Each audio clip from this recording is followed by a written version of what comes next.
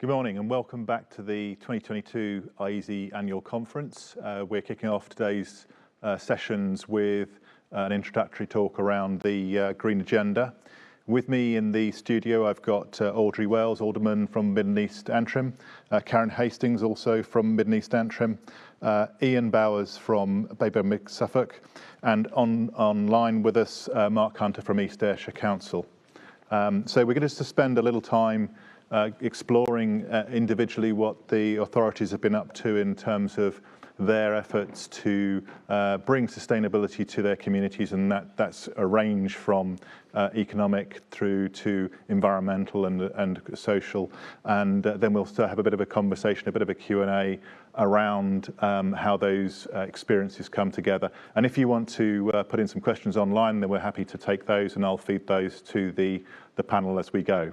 So perhaps I can start off with yourselves, Audrey and Karen. You've been doing something actually which isn't just a big thing for you in a local area, but essentially is actually pioneering for the UK and a wider audience as well. Perhaps you might tell us a little bit about what you've been up to and what your businesses in your community have been up to. Yeah, well, thank you for the opportunity to share with everyone how Mid and East Antrim is opening up a world of opportunity for our business community, particularly with hydrogen bus manufacturer Wrightbus, and how through innovative collaboration at the Hydrogen Training Academy, we are enabling the workforce to transform their skills and to meet the new demand and get ready for a greener future.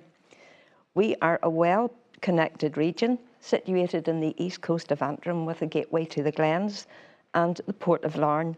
Our position means that we are ideally situated to benefit from abundant supply of renewable energy resources. We're also home to Colroot and Ballylumford Energy Parks, which is a subsidiary of EP UK, an energy company focusing on power generation from conventional and renewable sources. And they are a key partner in our Hydrogen Training Academy. We also form part of the wider Belfast metropolitan area, and this means that we are also benefiting from City Deal investment, and we're in a good position as Mid and East Antrim hope to form Northern Ireland's, well, we will form Northern Ireland's clean tech hub in the development of cutting-edge I4C Innovation and Clean Tech Centre based in Ballymena, and which will open in 2027. And this centre will further drive our green innovation and provide sustainable economic growth for the region as a whole. We're also within Council driving a green agenda with our own climate change all-party group. And we have 12 environmental objectives to reach this year, which we are well underway to do. In 21, we were announced as one of the highest performing councils at the Northern Ireland Environmental Benchmarking Survey Awards, achieving a Platinum Award. The Green Agenda and developing the hydrogen economy is at the top of our priority list. We believe that this approach will ensure acceleration of economic growth in a sustainable way to benefit not only our community, but Northern Ireland and UK as a whole. Brilliant, thank you. I mean, that's an amazing agenda, and we'll come back with some more questions on that later. If I can pass to yourself, Ian, obviously you've got a broader agenda within the authority, but you've had some specific initiatives as well. Perhaps you might want to tell us about what you've been up to and some of those practical solutions. Sure, and thanks for the opportunity. At Bayber Mid Suffolk, we now run our whole waste fleet on hydro-treated vegetable oils, so that ties in nicely with what you guys are doing over in Antrim. There's been some controversy around HVO. I think the issue really has been that some sources of HVO haven't been certified, and that the oil itself has been coming from palm oil. And palm oil, obviously, the palms themselves are taking up valuable land, and for it to qualify as an HVO or a renewable fuel, if you like, it needs to be waste oil. So we were at great pains to ensure that our supply is waste oil. It has enabled us to cut our carbon emissions by a quarter. Wow. That's in terms of our own organisational footprint. However, there's more to be done. HVO really is part of the solution in terms of transport, but it's not the whole solution. What would be lovely, what would be really nice to see is some local homegrown refinery of HVO. I think local authorities are ideally placed for that, because if you think where the waste oil comes from, it's mainly from cooking. We have a register as a local authority of all the food premises because we license them. Yep. If we could collect all that oil together and refine it maybe close to Felixstowe in Suffolk, because then we've got Hydrogen East based in Felixstowe, we could then treat it with green hydrogen, and that would be fantastic. Obviously, and I guess it's the same where you guys are from, there's a huge amount of fuel oil used to heat people's homes. If we could, I know it's not the whole answer, but if we could heat their homes with hydro-treated vegetable oil, we'd be cutting down the emissions by around 90%. So, yeah, we've made the first step on that journey. Because we're a rural authority with 2 districts, electric vehicles will only provide some of the answer.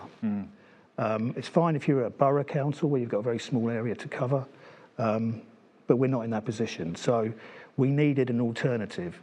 HVO means that you don't have to modify the engines of the vehicles, which is great. You just need to have a tank to make sure that you can store the HVO. It lasts longer than diesel. We do have to be careful that the vehicles that we buy are happy to continue providing the warranty on the engine's performance. Yep. But we've managed to cover that off. But I think as we move along, hydrogen may well become part of the answer. But there's more to, I understand in Northern Ireland, you've already got the pipelines in, which is fantastic. We're not in that position, but we are making strides in that area. Personally, I don't really want to see hydrogen.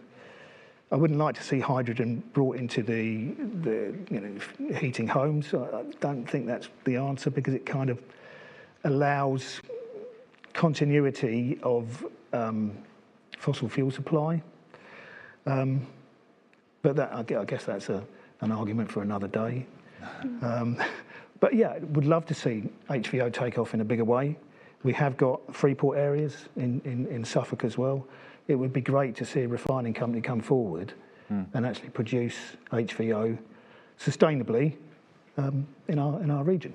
So that's you've got a blended approach ultimately anyway, but you've also got some practical steps you can take now based upon HVO, until such time as you potentially can blend hydrogen into that solution. Possibly, yeah. I mean, I think there's a lot of work still to be done around the uses of hydrogen. We talked before, we sat down today about how hydrogen could be used to treat non-organic fertilisers. There's considerable, there's endless uses of hydrogen. Whether blending it into heating gas is the answer or not, I don't know. It may be part of the answer. But we'll see. I think that's our Hydrogen Training Academy. That's what we're looking at, the blend between hydrogen and methane. And we're looking at across different areas of test bed opportunities, which is transportation and heating. So it may or may not work. And that's the whole point of part of that project that we're doing, to see if that is a viable option. Excellent. Mark, I'd like to bring you in, because obviously we're talking about sustainability. We're talking broadly for our community, not just about decarbonisation, and that's social as well as environmental. Can you tell us a bit about what you've been doing on the Dignified Food Programme in East Ayrshire, and how that's had an impact, not just now, but obviously I think it had a great positive effect during the pandemic as well? Yeah. Again, thanks again for inviting me along.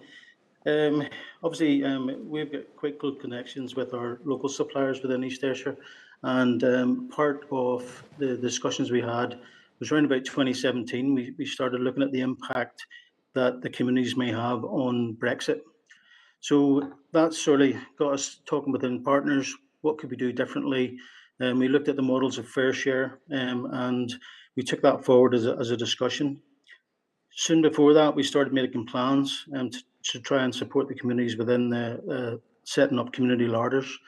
What happened then was we hit the pandemic, and we were able to move very quickly in setting those larders up, those community larders that we had engagement with already, our suppliers that we had engagement with already, and also fair share.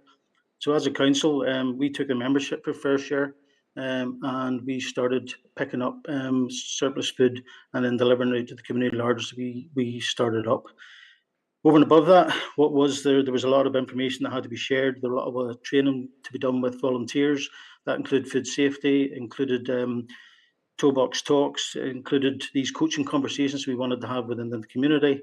And then that's where we had our partners like Vibrant Communities working in there and to support the teams. We had constitutions set up so they could apply for funds. And also we supplied them with some funds to get them started up. We bought equipment, shelving, we looked at locations, we set them out, we registered them with the EHOs, and then we grew them. Our plan was to always have 10. We're now at 16 with a view that we'll have 20 going within the next couple of months. Obviously, because now we've moved from the pandemic into the cost of living. What that's done is allowed us to reduce surplus food through Fair Share.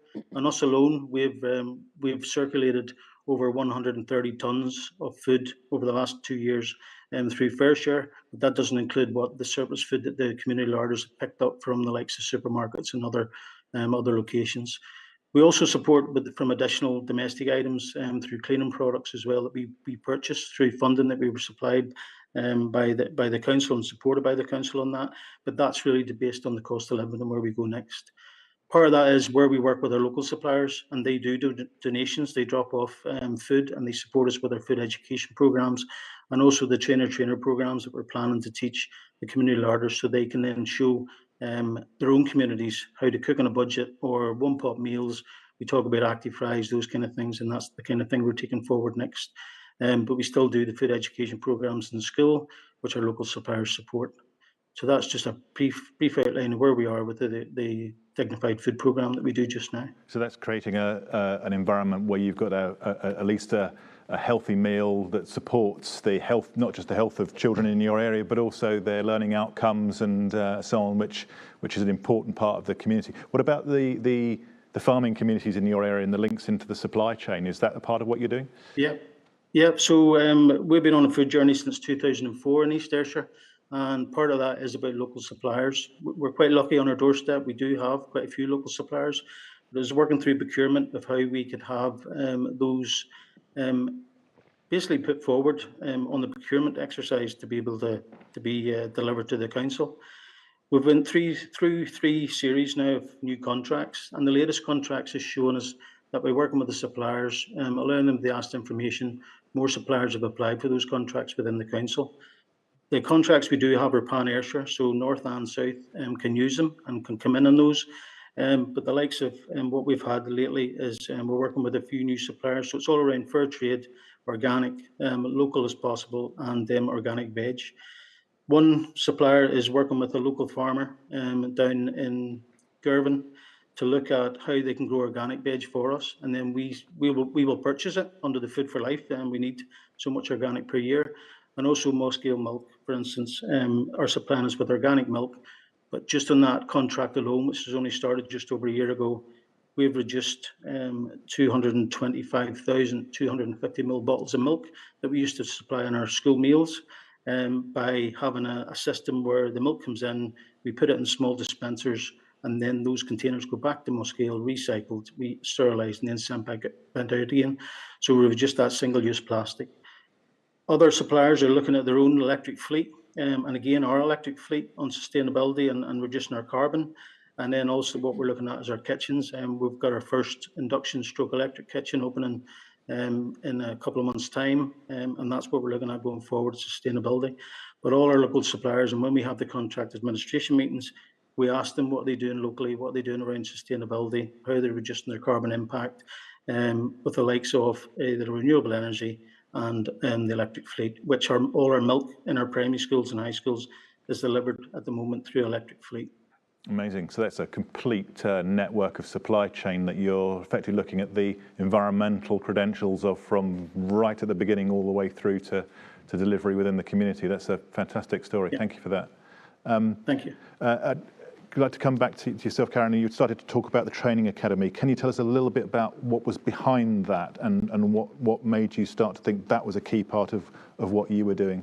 Yeah, I suppose, I work in the economic development team, we're always looking at potential growth sectors and where the opportunities are to upskill people and what sort of areas we should focus on.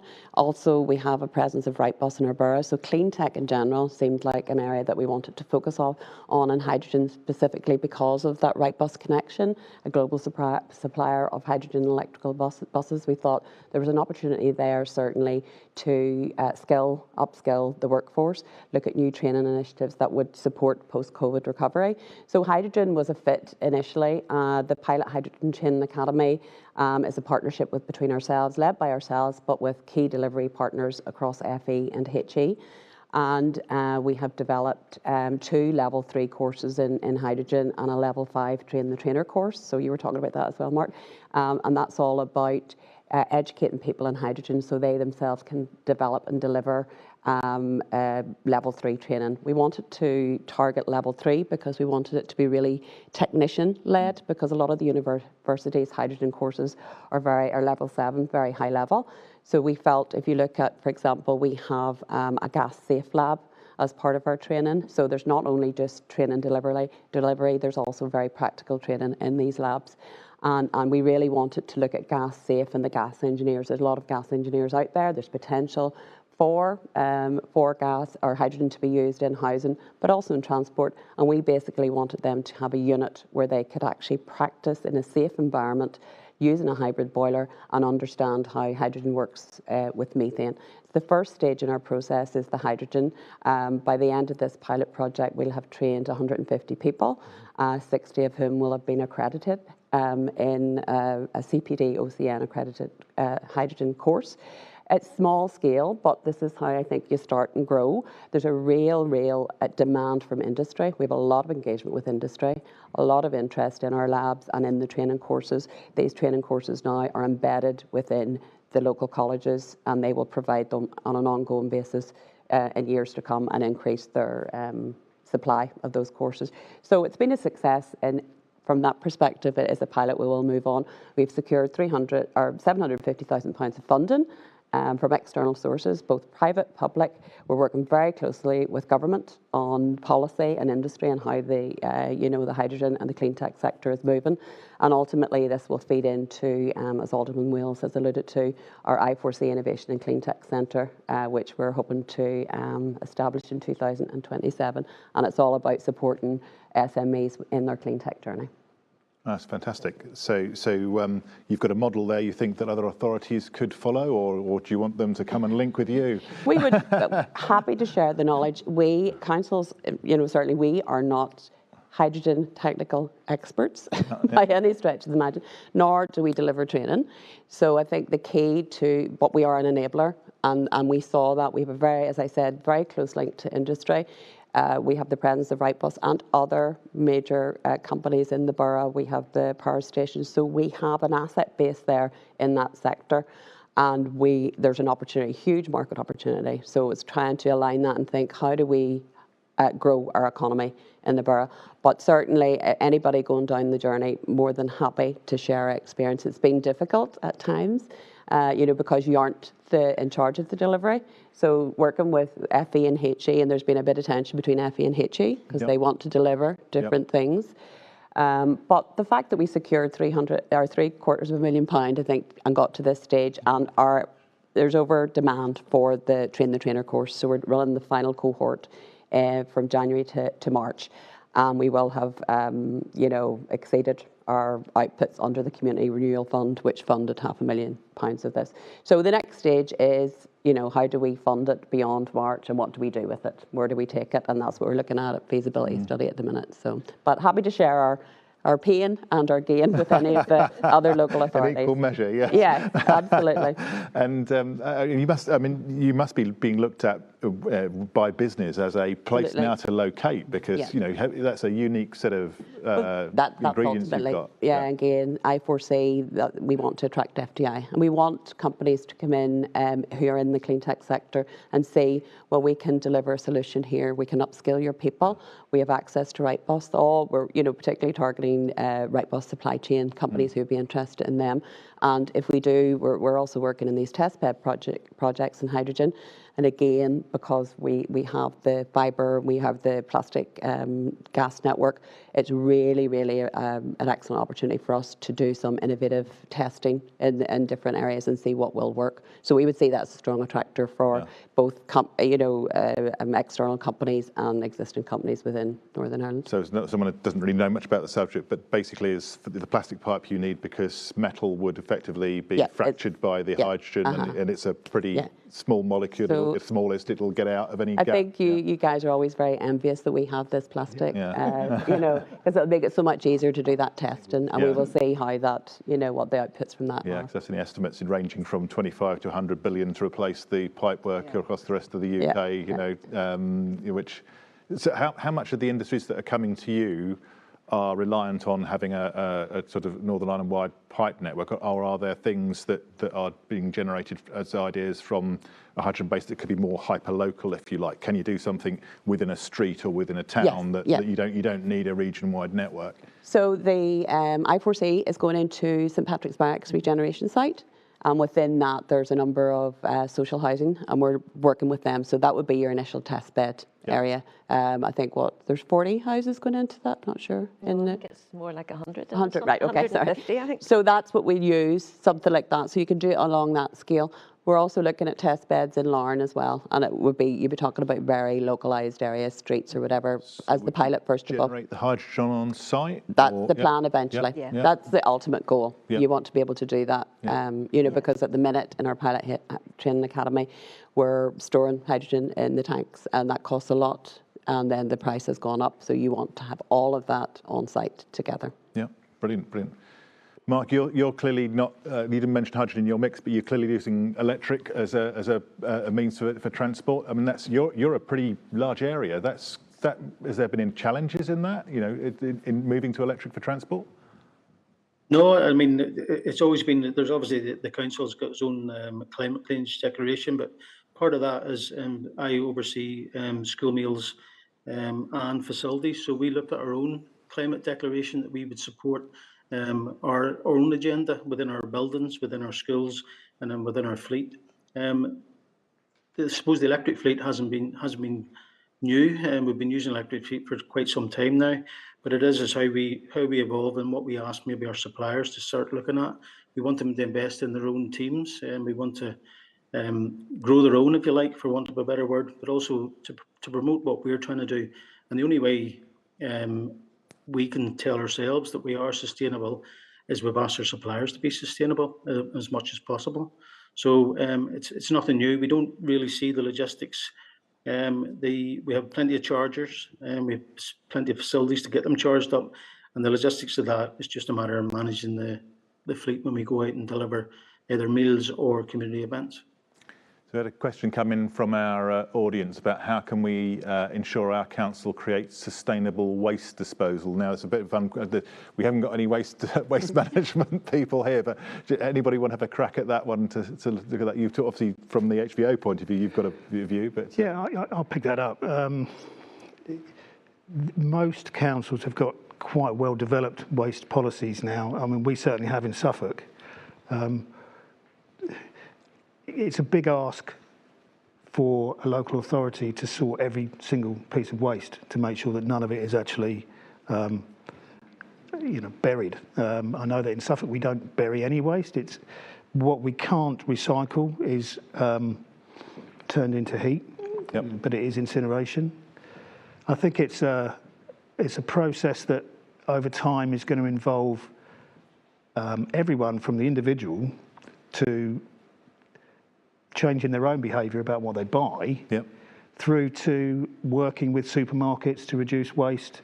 So to reduce the waste at source rather than having to sort through. I mean, I know at home we've got 3 or 4 bins, and we're ripping bits of plastic off bits of cardboard, and the packaging industry itself needs to become more sustainable.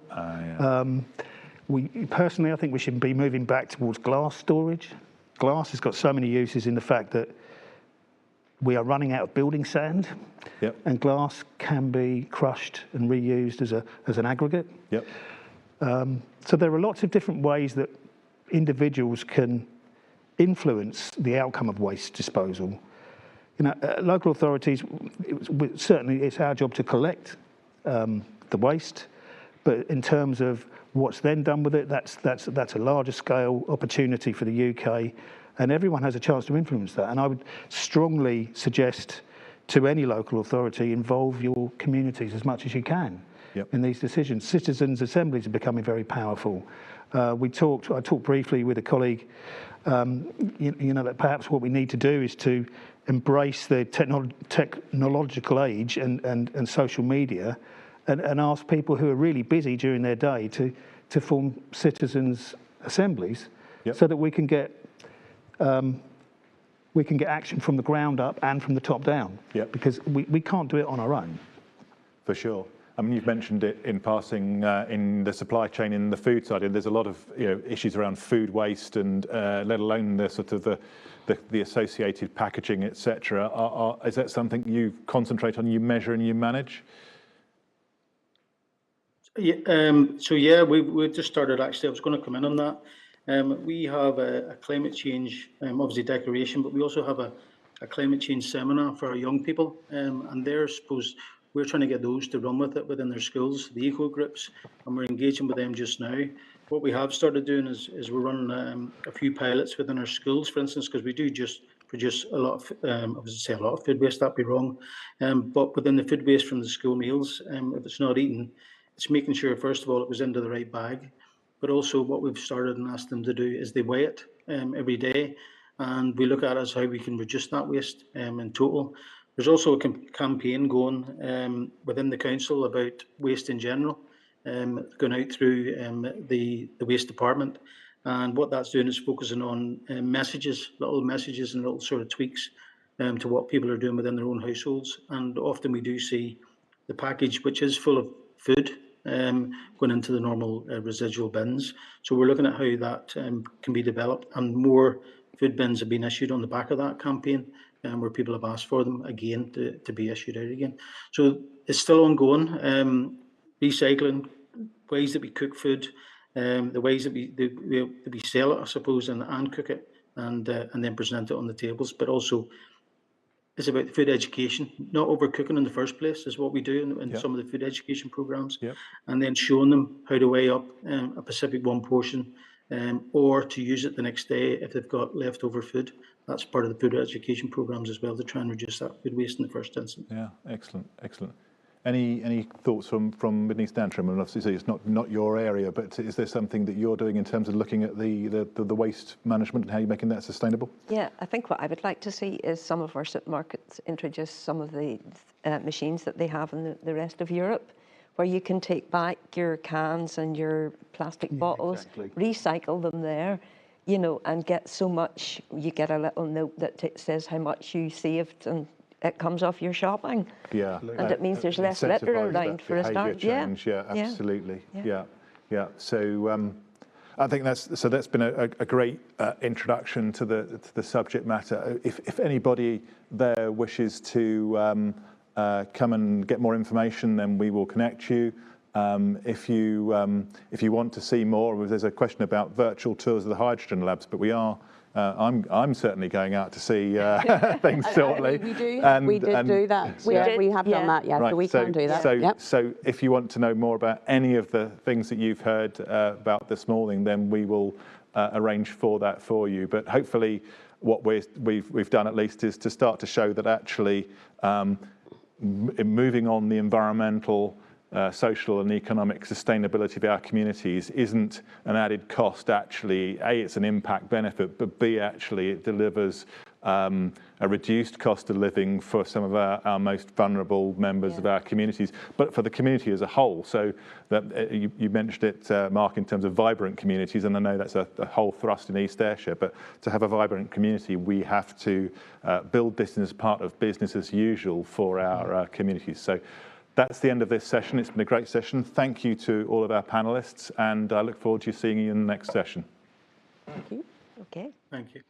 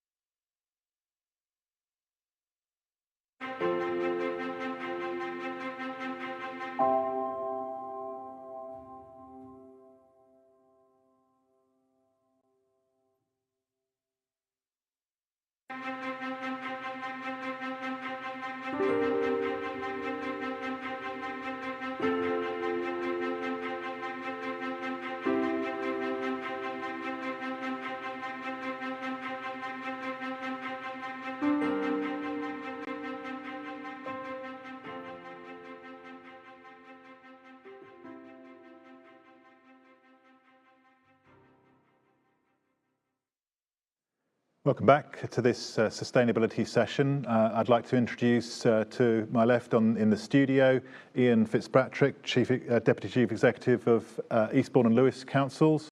And joining us online, we've got Claire Crossley from Airscape and Ben Spode from Camden Council. We've got two very interesting projects which we hope will lead to some significant transfer of knowledge and also practical ideas.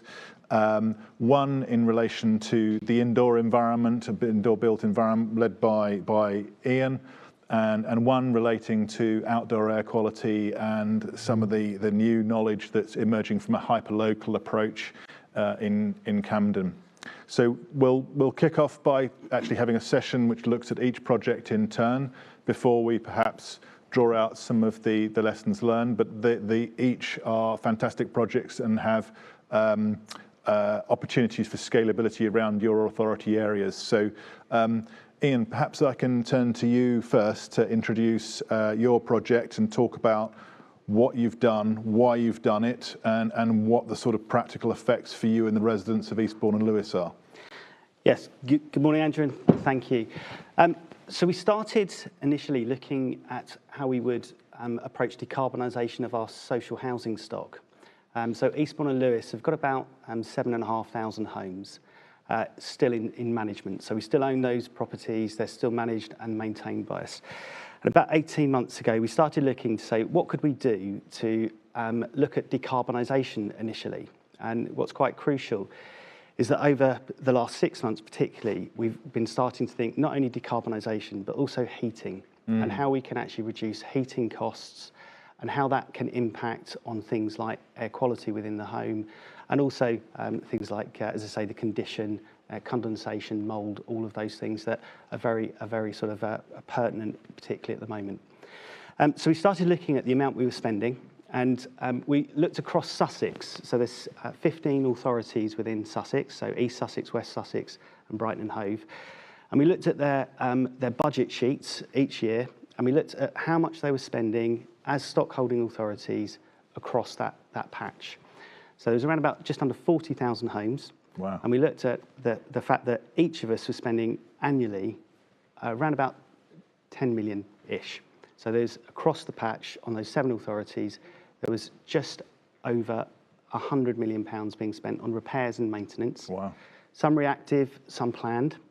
And at the time we looked at the 10-year as was horizon. So we looked at 2030 and we said, well, there's £1 billion spend in the system that could we be smarter about that? Could we do things differently? Could we start to make a difference on embodied carbon, so the materials we're using, the methodologies? Could we do things to encourage more green skills? Could we look at the economy? How could we do things differently to start thinking about that?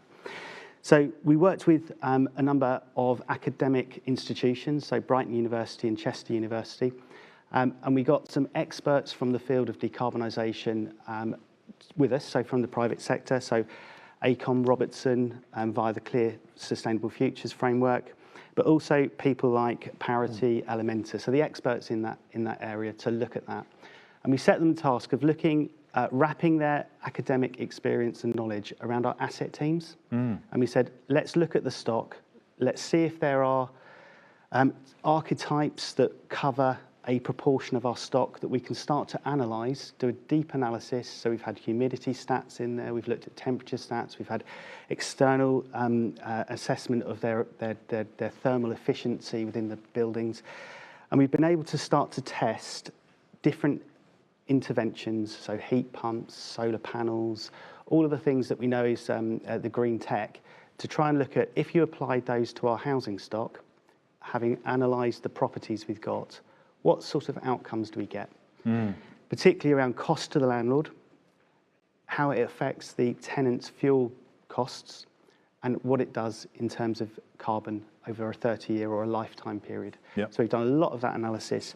And as I say, we've found that there are some really big gains to be looked at by understanding your stock in that detail, but also then working with supply chains, with FE colleges to develop skills and the capacity within the system to look at a longer term plan So this isn't about a 1-year contract, stop-start.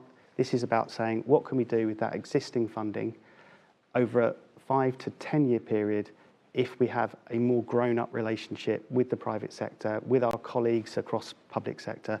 How can we put that money to better use? Yep. And we've got some really good outcomes now from that research that effectively lead us down the line of that we can do things differently and kickstart things in a different manner. That's fantastic. So you've not started with, let's look for some grants for something. You started with, actually, we spend a load of money already. How can we better use that money? And you've got to the point where you kind of understand, I guess, the bang for the buck for different approaches. Yeah, so this is a brutal pragmatism, really, Andrew, is how I would describe it, is that we know that, and we knew a year ago that money was going to be tight. Actually, we know, obviously we're waiting to see what happens in the next few days, but we know that there's not going to be a huge amount of money out there. But we have a lot of money in the system. If we can make that spend smarter and work with the private sector and government to look at how we can combine top-up funding in that relationship that councils have with their tenants, because again, our stock is around about 10% of our local housing stock, and how we can use that, the work that we do on a longer-term programme, looking at that more sort of grown-up approach, using the existing spend plus top-up to improve how those buildings that we currently own and manage operate and manage, and reduce things like, and really tune our programme to help certain outputs come about earlier. So for instance, at the moment, actually reducing fuel costs could have a massive benefit. So we might want to prioritise that in our programming. And for policymakers, actually having the understanding of how you do that is critical. So it's how we can do that to start to work. But yes, absolutely, this is about what can we do with our money better, and then look for assistance to top that up. And so you've mentioned both decarbonisation on the one hand, but also effectively the kind of shopping basket in terms of energy poverty, I guess, on the other. Are those one and the same in terms of solutions, or are you seeing, are there choices to be made? I think, as I say, what this analysis gives us is the ability to make those choices. So there are a whole range of factors in terms of cost. Certain technology is more expensive, and certain technology can actually increase the bills of our occupiers, our tenants. So if you go, to a certain extent, you can actually increase and have a cost that's more costly to the individual, but actually gives a better decarbonisation outcome. Right. Well, actually, in the first few years, I think actually as policymakers, we should be looking at actually reducing bills, because that will help enable heat to be within our homes, and that will reduce the prevalence of condensation and mould, or those sorts of things, and help the tenants that we've got now. Over the 3 to 5 year period or longer, we can introduce things. So there are certain elements that we've worked out through this analysis that are no regret spend. So solar PV, for instance, in none of the scenarios really, we've established that solar PV works on every scenario, assuming that you've got the right access to the radiance, the sunshine. But there are other ones that you would do perhaps later, as you sort of develop other things. So there's definitely a way of tailoring this. And decarbonisation and energy are different outcomes. And you might want to prioritise cost initially to residents in the next few years, particularly above and beyond carbon, but all of them add to that picture going on the long term. So your initial approach almost has got a threefold benefit. It's sort of a healthy home, in terms of mould, etc. It's a reduction in energy costs. It's a reduction in energy bills, and it's a bit of decarbonisation as your platform on which you can then layer further decarbonisation further down the line. Yeah. So this research absolutely started off with decarbonisation. Those two additional metrics that you talk about in terms of heating cost and healthy homes, I think have almost are now on a level with that initial sort of intent to get the decarbonisation. So really this is about how can we work together across the public sector on a longer term plan, use things like longer term procurement and delivery vehicles. Talk a little bit about Clear Sustainable Futures later, which we've developed to look at that 5 to 10 year period, and how we use the existing money smarter. And that's analysis, supply chain development, skills, and local economy. Fantastic. So we'll leave that there for now. Just to introduce our colleagues from Camden and Airscape. You've got a different project, but actually equally practical in its application. So tell us a little bit about what you've been doing and why. So I suppose what we've been working on is slightly different in that originally we were founded in 2014 by an atmospheric chemist, Professor Matthew Johnson from Copenhagen University, and he was really on a mission to make positive change. So obviously with his background, he knew the big problems we had ahead of us and then with air pollution. So he actually started looking at air filtration and city monitoring. So it's bizarre to me that it's still so little known about the subject. I mean, really, we have about 9 million people dying every year from poor air quality, and still it's, you know, people have no idea just how bad it is. It's linked to pretty much every kind of disease and health problem you can imagine. Like, the list is endless. So anyway, he was on a mission to really create that change. So he looked into air quality monitoring, and then we rebranded to AirScape. And we actually, at that point, started working with Camden Council. Obviously, Ben's here today. And we looked at, okay, well, what impact can we have? And by looking at a dense air quality monitoring system, it enables you to have sort of real-time, real accurate street level data. So you can actually decide which way you may want to walk to school or to work.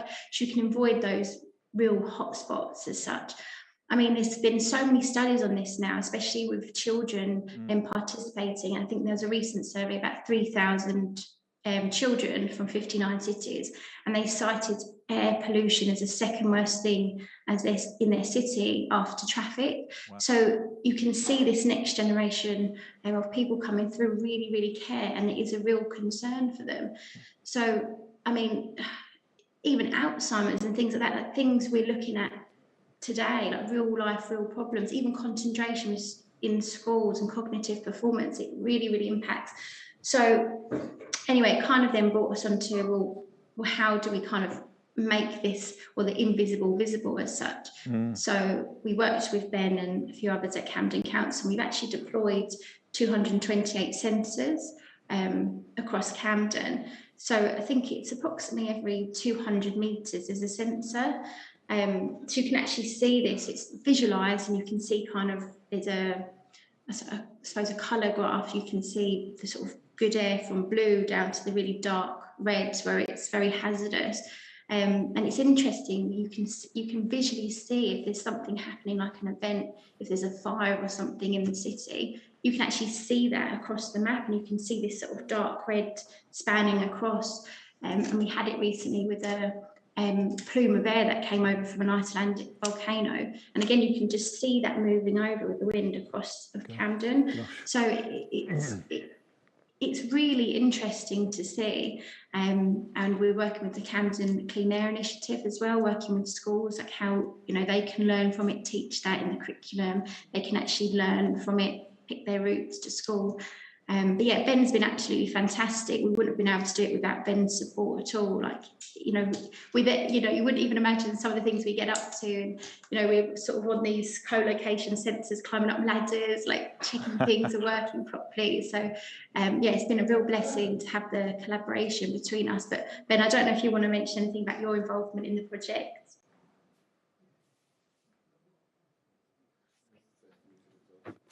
I think, Ben, you might be muted.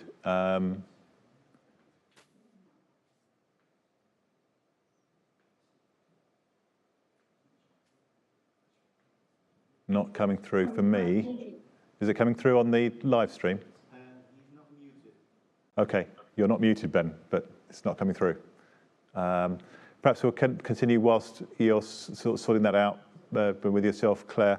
I mean, you've mentioned once every 200 metres. That seems hyper-dense. How does that compare to what would normally be the case?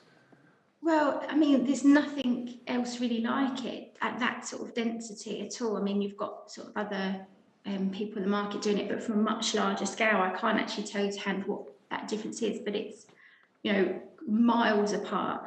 And that's what makes this so unique, is you can actually look at it visually and see, okay, well, how can I take action? And actually, we recently introduced, we're just testing now, the route mappers. So you can say, okay, I want to walk from here or cycle from here to there, and it'll actually tell you the best route to choose, avoiding some of the sort of key pollution levels or areas.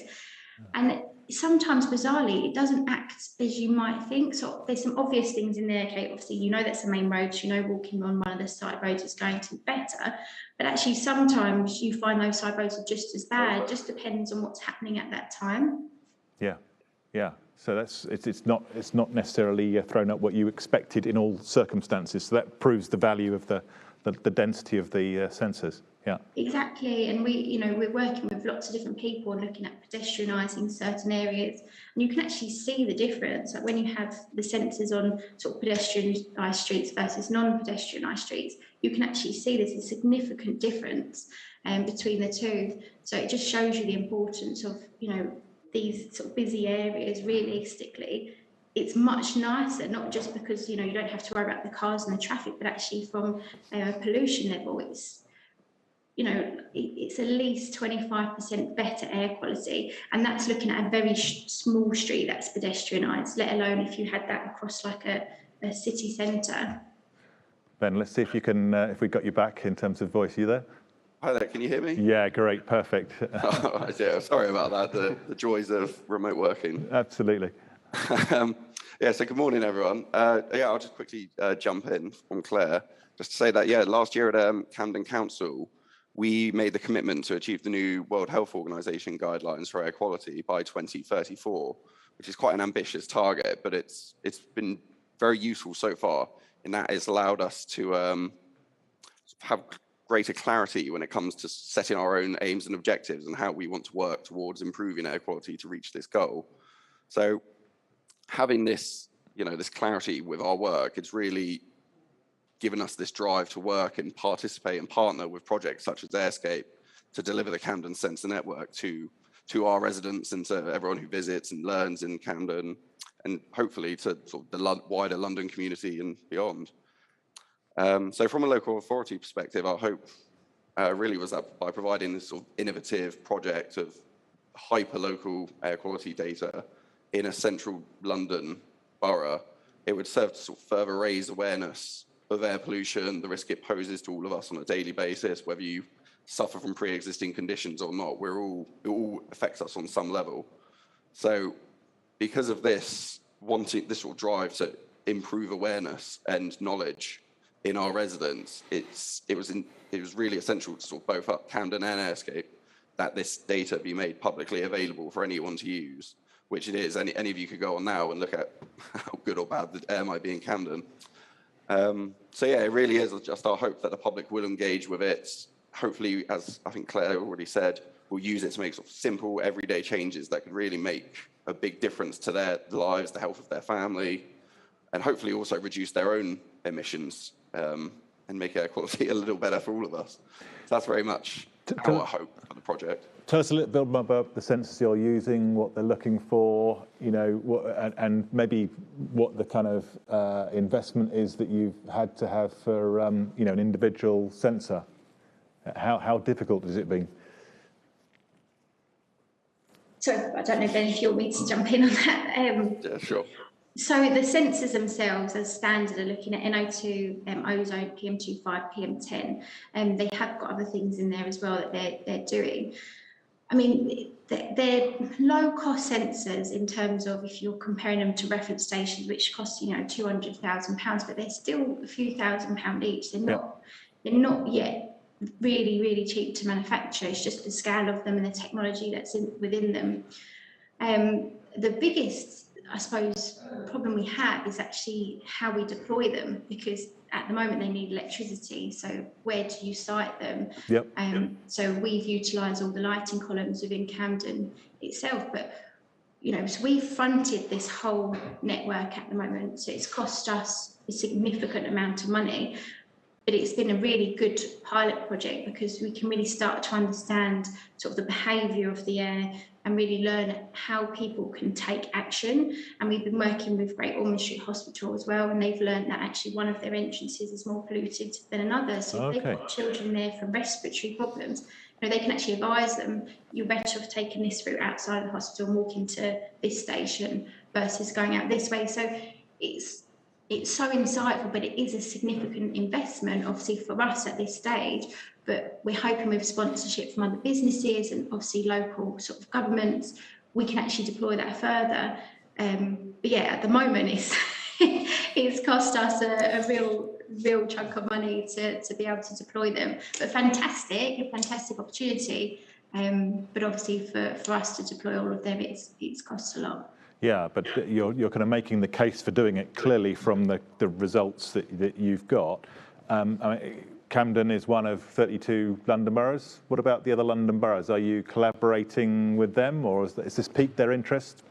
Yeah, I mean, we are speaking to a fair few of them, but unfortunately, a lot of it does come down to budget still. And, you know, I imagine in 5 years' time, this will just be a no-brainer. It's a bit like drinking dirty water now. Like, people start to understand the value of having clean air and knowing what they're breathing. But now it's, you know, we're still fighting for that priority place, even though it's the biggest killer in the world, even though the World Health Organization have said it's the biggest environmental health risk. We are still really finding it hard to get that collaboration or funding and sponsorship. So it's not easy, but we are definitely talking to a lot of the boroughs. But again, like I say, a lot of it comes down to budget, unfortunately. Yeah, yeah. But I mean, as you say, I mean, it seems to be from what is relatively speaking benign, or that can be quite life-threatening around things like asthma and those sort of respiratory conditions, all the way through to the recent research that was linked to PM 2.5 to lung cancer in non-smokers. You know, so I mean, the evidence mounting up, you know, month by month, really about this, and presumably, even if you've not got the collaboration of the budgets yet, Ben, are you part of a network of air quality managers in London that you're sharing your results with them and encouraging them to take a similar route? Yeah, absolutely. So all local authorities in London and sort of the Greater London area will be parts of a cluster group. So Camden, for example, are in the central cluster group. So we get together every 3 months so with boroughs like Westminster and Islington and City of London. And we do discuss all our ongoing projects, all the findings of them. Sort of, it's a very sort of interactive community when it comes to air quality. Public officers, we're always very open and very happy to sort of share our findings and discuss this. And there has been a lot of interest from our neighbouring boroughs in the Airscape project. And yeah, we can only encourage they reach out to Clare and Airscape to hopefully launch their own network. Yeah. And is there opportunity for us to, sort of, in the same way that Ian's sort of talked about brigading our existing spend, are there ways in which we can leverage our spend as a sector to maybe reduce some of the costs, or are they at the floor and that's the minimum you're going to get them at? There's a sort of a de minimis price that you're going to have for a sensor, Claire? I mean, if we had a big order, right, for the whole of London, I'm sure there's an economy of scale there, you know, to be exploited. But you know, unless we get a big order like that, especially as a smaller business, we just don't have the cash to be able to fund and to produce that volume. But yeah, like if we had a collaborative approach and everyone said, let's all clubs get together and let's do this, then absolutely, I'm sure we could get that cost down. So maybe anybody from a city environment in the UK that's listening wants to join a club, then now's the time, I guess. Yeah. Exactly. Yeah. Excellent, thank you. Ian, if I can turn back to you, because you've sort of got to the stage you described where, you know, you've diagnosed the options, you've looked at the possibilities, you've got the same issue, which is, you know, as ever, it's money and budget, although you've got existing spend. How are you taking that collaboration forward, perhaps to allow you to leverage what you're doing as a group? And can others join what you're doing? You know, are there opportunities in terms of taking the results that you've got and joining you in what you're doing? Yeah, so certainly we focused on the 7 authorities across Sussex initially, so the Greater Brighton area. And we've been working with those leaders because essentially with this whole programme, the key is actually there's just a small number of decision makers that can actually start to align themselves. And this is not necessarily about having one procurement or aligning all of our budgets. This is about actually having a programme that we work together on and align the programme and actually talk to businesses about certainty, really. So, when we talk to the supply chains, and we've done through Clear Sustainable Futures, we've done quite a lot of work talking to the supply chain. So people that are producing, the big manufacturers of the heat pumps, the ground source heat pumps, the PV, etc. And what they're saying is that certainty is everything. And if they've got an ability to see something over a longer period, they're able to invest in things like skills. They're able to actually look at how they would look at even localized, manufacturing or assembly. Those sorts of things require a sense of having certainty around that.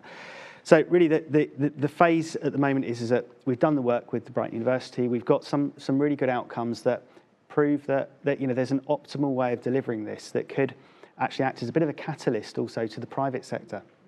Because the flip on from this is that if we can, as public sector, start to work in a way that businesses are able to get certainty so they can respond differently, that sets a standard for the private sector. The training that the operatives and the methods that they develop actually have a flip-on effect to the private sector. And again, we can also align these things so that if we're procuring, so councils often get a bad rep, but our public tend to trust us in these sorts of environments. And at the moment, the next 10 years, I think there's going to be a lot of people offering a lot of different things that may or may not work.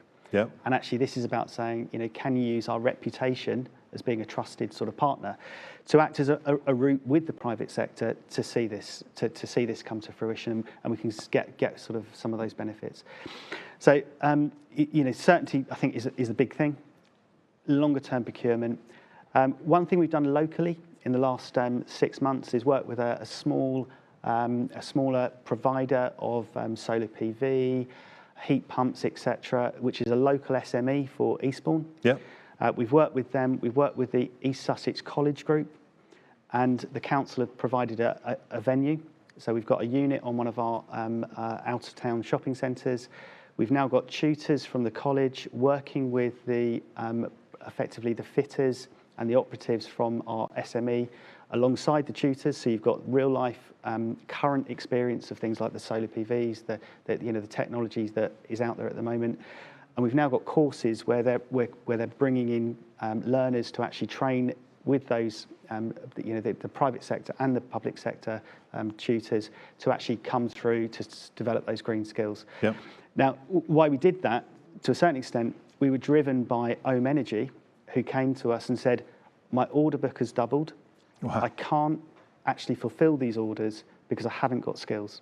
So actually, it was actually driven, this skills initiative was driven by actually the private sector company coming to us saying, can you help us locally? Now, I think that's something that we've done on a local level. It is, you can look at, that's a very easy, replicable opportunity right across the country. We can start to do those sorts of things relatively easily. And again, ideally, from a local economic perspective, you've got that whole community wealth angle where you're using local contractors to hit this big transitional change that we've got. Energy production, green technology, solar PV, decarbonisation will be, even though we might have a bit of a tough time in the next few years, over the next 20 to 30 years, this is going to be, I think, a really big, significant part of our economy. So having that ability to act as local authorities, to anchor that locally, I think is really important. And you mentioned in passing around some of the indoor issues like mould, etc. There's got to be a strong connection between the outdoor air quality and indoor air quality. Is there an element of that you're considering within the activity? So what's the connection between the two of you there? I think it is worth saying that the tragic news that we've heard in the last few days is really shocking, and I think it's going to have ramifications and long-term ramifications for all sorts of areas, and we should sort of reflect on that, I think, as a sector and as local sort of public sector organisations. I think that what we know is that homes, if they're not ventilated and heated properly, that causes a higher prevalence of these factors. If people haven't got the money to do this, or the homes are wrong because they're not insulated, or we haven't got the right kit there. So this isn't about blame, this is just actually recognising that scientifically things happen with moisture, etc., and mould if certain circumstances occur. How do we deal with that? How do we monitor it? How do we ensure that we've got the right mechanical ventilation? How do we make sure we've got cheap available heat that isn't actually adding to the climate change? So I think it just demonstrates to me that this type of research that we've done, and I think the great work that we've just been talking about through Camden, I think the ability to monitor and understand things that happen outside and inside will just become so increasingly important for policymakers about where you put roads, how you put transport systems together, but also how we deploy investment for housing. So I think at every level, public health wise, this seems to be the monitoring is the key, because if you don't understand it, how do you plan and change? And underlying implicit in that, there must be an education piece as well, because you've talked about your suppliers coming to you, but you've got links, Ben and Claire, to schools. Actually, we're the awareness side of this about actually not just I need to do something, but actually what to do. Because just as individuals we can all act and we can all make change, but the first thing is knowing what to do. So is that part and parcel of the project? Yeah, and as I say, we've taken a very in-depth, detailed view of the archetypes that we've got in the local housing. Now that doesn't cover everything. So in our area, we haven't got any really high-rise blocks, so they're a different thing. But actually, we've got lots of detached, semi-detached terraces, four-story high blocks, etc. So we've taken those, we've tested that theory. Is there similarities? Can you start to apply almost an extrapolation across your housing stock that allows you to develop that long-term program? Because if you can get the long-term program, you can get certainty in how you deploy your funding. And we know that actually that there are going to be some challenges around funding, and that we'll need to continue to have that dialogue with private sector and government. But if we want our homes to be heated and we want them to be not a big carbon emitter, these sorts of big style programs there. And I think the public sector has got something that the private sector doesn't. In the private sector, you've got thousands and hundreds of thousands of individual clients that are making decisions. In the public sector, we've got, in our Sussex-wide example, only 7 controlling, £1 billion worth of spend in the next 10 years. So, so that's really the catalyst that we can do to work that forward. Does that resonate with you, Ben, in terms of the education side as well as in terms of what you've done? It's fantastic. We can all see it. You can see it on the website. You can see what's happening, which is, as you say, great that you're exposing that knowledge to the world at large. But is there some dialogue, some communication at the local level with schools about the project and about what the impact of their decisions locally are? Yes, absolutely. I completely agree. Knowledge is key. The more you can never have enough information. This is why projects like the Airscape is so useful. 200 plus sensors just in Camden gives us so much more information that hopefully people can use to improve their lives. So yeah, absolutely, knowledge is key. And yes, Camden Council as an organisation, schools is one of the areas we've identified in our latest air quality action plan as an area we need to target and try and sort of provide this knowledge to people at a young age so they're aware.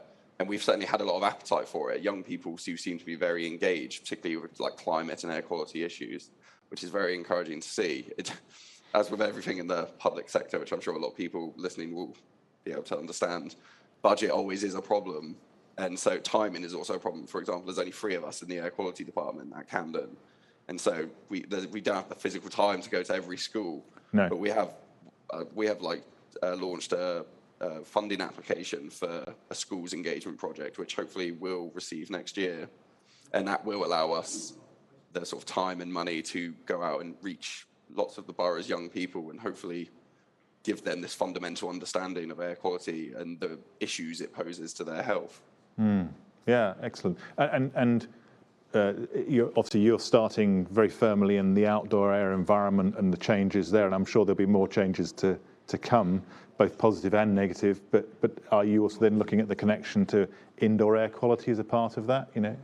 Yeah, absolutely. We a couple of years ago, probably about 18 months ago, we provided a sort of leaflet which is available, information that's available online on indoor air quality and sort of how people again can sort of make small changes to really reduce that. And we're also part of a joint local authority project looking into the impact of wood burning, and so the PM 2.5 emissions that are caused through wood burning.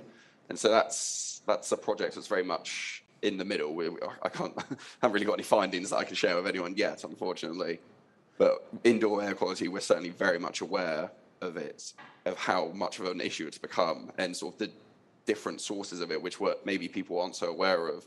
You know, domestic wood burning in stoves, gas cooking, certain cleaning products, lots of everyday uses and products that people will use and won't necessarily realise the impact it has on their health.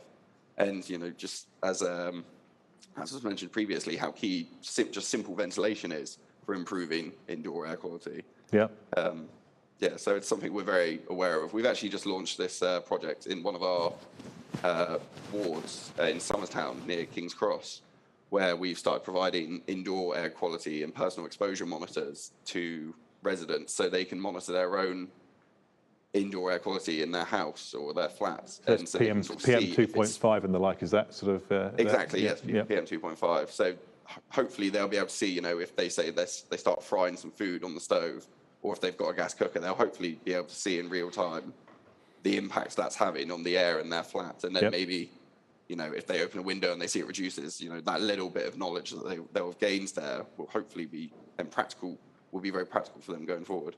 Yes, and one of the features that we don't have the indoor air quality standards that even that we'd have outside. You know, I know there's a new European grouping that's just emerged to start to create indoor air quality standards and to look at the research into that and research into schools. And unfortunately, one of the guests we couldn't have with us here today, it actually was originally a response to the tragedy of the Grenfell fire, but they've created IoT-enabled electrical sockets.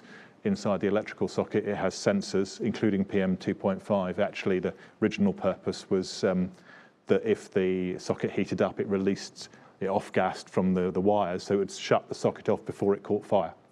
So prevent indoor electrical fires. But actually, as a byproduct, they've created a whole series of sensors which will go throughout the building, which will enable you to sense indoor air quality, which I think is a fantastic achievement. And all the sockets talk to each other and give a map of the building. And for high-rise buildings, it's amazing. You can see a 3D visualization of how the air is changing within the building. So you know, I think there are lots of things that are coming along that will be a really positive in that regard. But that link indoor to outdoor, what we do, you know, is really important in terms of what we do inside the building. But actually, what's happening outside the building is coming in. So you can be opening the window and increasing the PM 2.5. If you take the data that you've got, you could be saying, well, actually today I ought to be closing the window, you know, and maybe not using anything that's going to produce PM 2.5 internally, because for health reasons that could leave me exposed. So it's interesting that the education can lead to some really quite sophisticated decision making if you've got that knowledge. In terms of the sort of the approaches that you've got, what do you think your natural next steps are? You know, I mean, there seems to be a lot to ask given how much you've already done. But you know, in terms of for you, what would be, if you could wave a magic wand, what would be the next thing that you would be taking on with the project? Is this to me? Sorry. Yeah, sorry, Ben. I should have. Well, I mean, or Claire. Yeah. It's really just specific to Airscape. If we get as many people to use it as possible, it's quite intuitive. It's quite accessible because obviously most residents aren't going to have an in-depth knowledge of air quality or the issues it poses. But there's some useful information there. There's sort of FAQ type information on what this can do to you if you're exposed for too long, if you've got pre-existing conditions. And so there's a lot of useful information there that anyone should be able to understand. So I would, just from a local authority perspective, we'd love it if our residents would just really engage with it and sort of share it around amongst their sort of friends and families. And it's just, it's very much from our perspective an engagement tool to try and improve knowledge. So we need the people to engage with it as well. Yeah, absolutely. And yourself, Ian, you know, for you, what would your ask be? What was the next step for you if you could wave a magic wand? Yeah, I think the theme really across both sort of projects is that actually some of this stuff's really complicated. And there's something about actually being able to, as local authorities, being able to reach for the experience and the experts in a way that allows you to almost not reinvent the wheel and start that whole process again, because some of this stuff is really quite sort of quite complex, quite difficult to sort of put together, and being able to find ways through people like yourselves, iESE, etc., to be able to almost access that information and stand on the shoulders of people like that Camden, etc., that have been done, and look at how we procure longer term, and have a dialogue. So we're continuing, as it'd be irresponsible for me not to think about the financial impact of some of these processes. We've got some really good evidence to show across housing how we can make a difference and do things differently. But we're going to need to engage with BEIS and others to really sort of start to see those benefits. So sharing it with government, sharing it with other local authorities, looking at procurement options, so things like Clear Sustainable Futures that looks at a longer relationship, partnership, and beyond that. I think that's, for me, is it's actually widening this information out. There's some brilliant work going on across the country. Absolutely. In these particular areas. For sure. I mean, certainly our experience early on, one of our earliest projects as a group of authorities was in schools construction, and we were able to bring cost overruns down to less than 1%, and we were able to start getting one school free for every 7 we built. And these were winning design awards. They weren't a carbon copy, Tesco store, move from place to place, and involving people that were going to use the building in their design and pioneering what became the BREEAM standards and so on. So it is possible we believe that if we work together as a sector to deliver those environmental outcomes and those healthy environment outcomes, as well as reducing the cost. And I think if we can work in collaboration the way that you are with public and private sector, I think that's a great result. And as a starting point in terms of sharing, so we've got a special issue of our magazine Transform, which is free, and it's a means for the sector to share information. We've got articles on both of these projects coming out very shortly. So if you Google for iESE Transform, it's on the Issue iESSW platform, free to download. It'll also be coming out within the municipal journals, it usually does. And there's a whole issue on sustainability in projects. So start there. If you would like to get involved in these projects, or you've got some ideas, we would be very interested in anybody that wants to help scale them up. Whether you are interested in taking an involvement in extending how the hyperlocal air quality sensing and the knowledge that creates and the opportunities health-wise that creates, or whether you would like to engage with Ian and his colleagues about how you take some of their knowledge and apply that in your area, then please do come forward, because together, collectively, we are stronger as a sector than we are individually. So let's not reinvent the wheel. Let's share it and move forward together.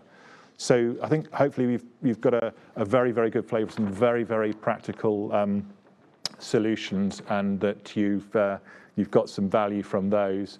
Up next, we've got a Transform talk about customer focus and congruence. That starts at 11:45. Will be live streamed onto the conference portal homepage. But for now, thank you very much for watching, and hope to see you again later. Thank you. Thank you. Thank you. Thanks. Thanks, Ben.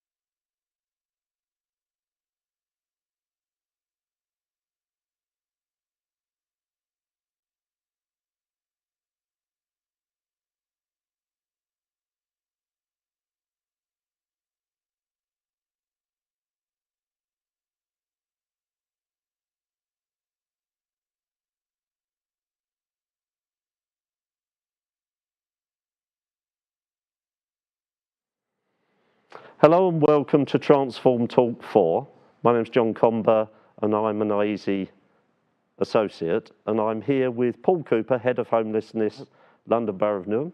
Managing Director. Oh, Managing Director. London Network for Pest Solutions. London Network for Pest Solutions. Paul, my apologies. And hopefully Lisa Nixon, Digital Services Design Officer, Cumbria County Council, will be joining us. And we're here to discuss customer focus and congruence. We all know customer focus has become essential to all local authorities going forward, not only in working more closely in a customer-centric way with the customer, but also developing the role of the customer in the design of future service delivery. So making them more a partner in local government than a resident. And this is an important facet which is helping throughout local government develop a holistic approach to customer focus.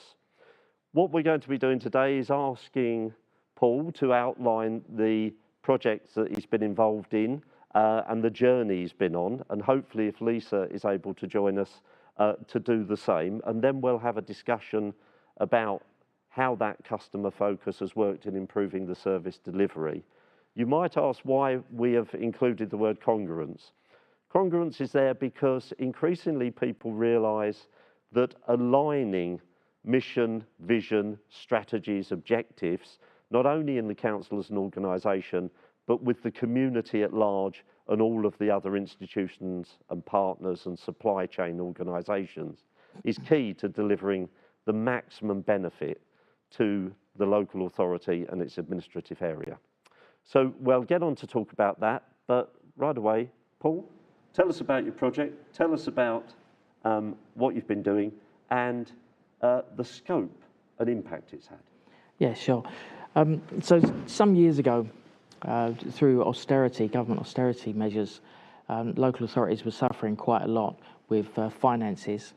And the London Borough of Newham looked at some of their services and realised that they weren't necessarily statutory, but they still needed to be provided. We saw some local authorities going down the route of externalising their pest control, and many others just making cuts to their pest control teams. And that they were cuts that started off possibly working, but then eventually not being sustainable, really. So I was approached and I coined a phrase that said, yes, we can do the same old things, but not in the same old way.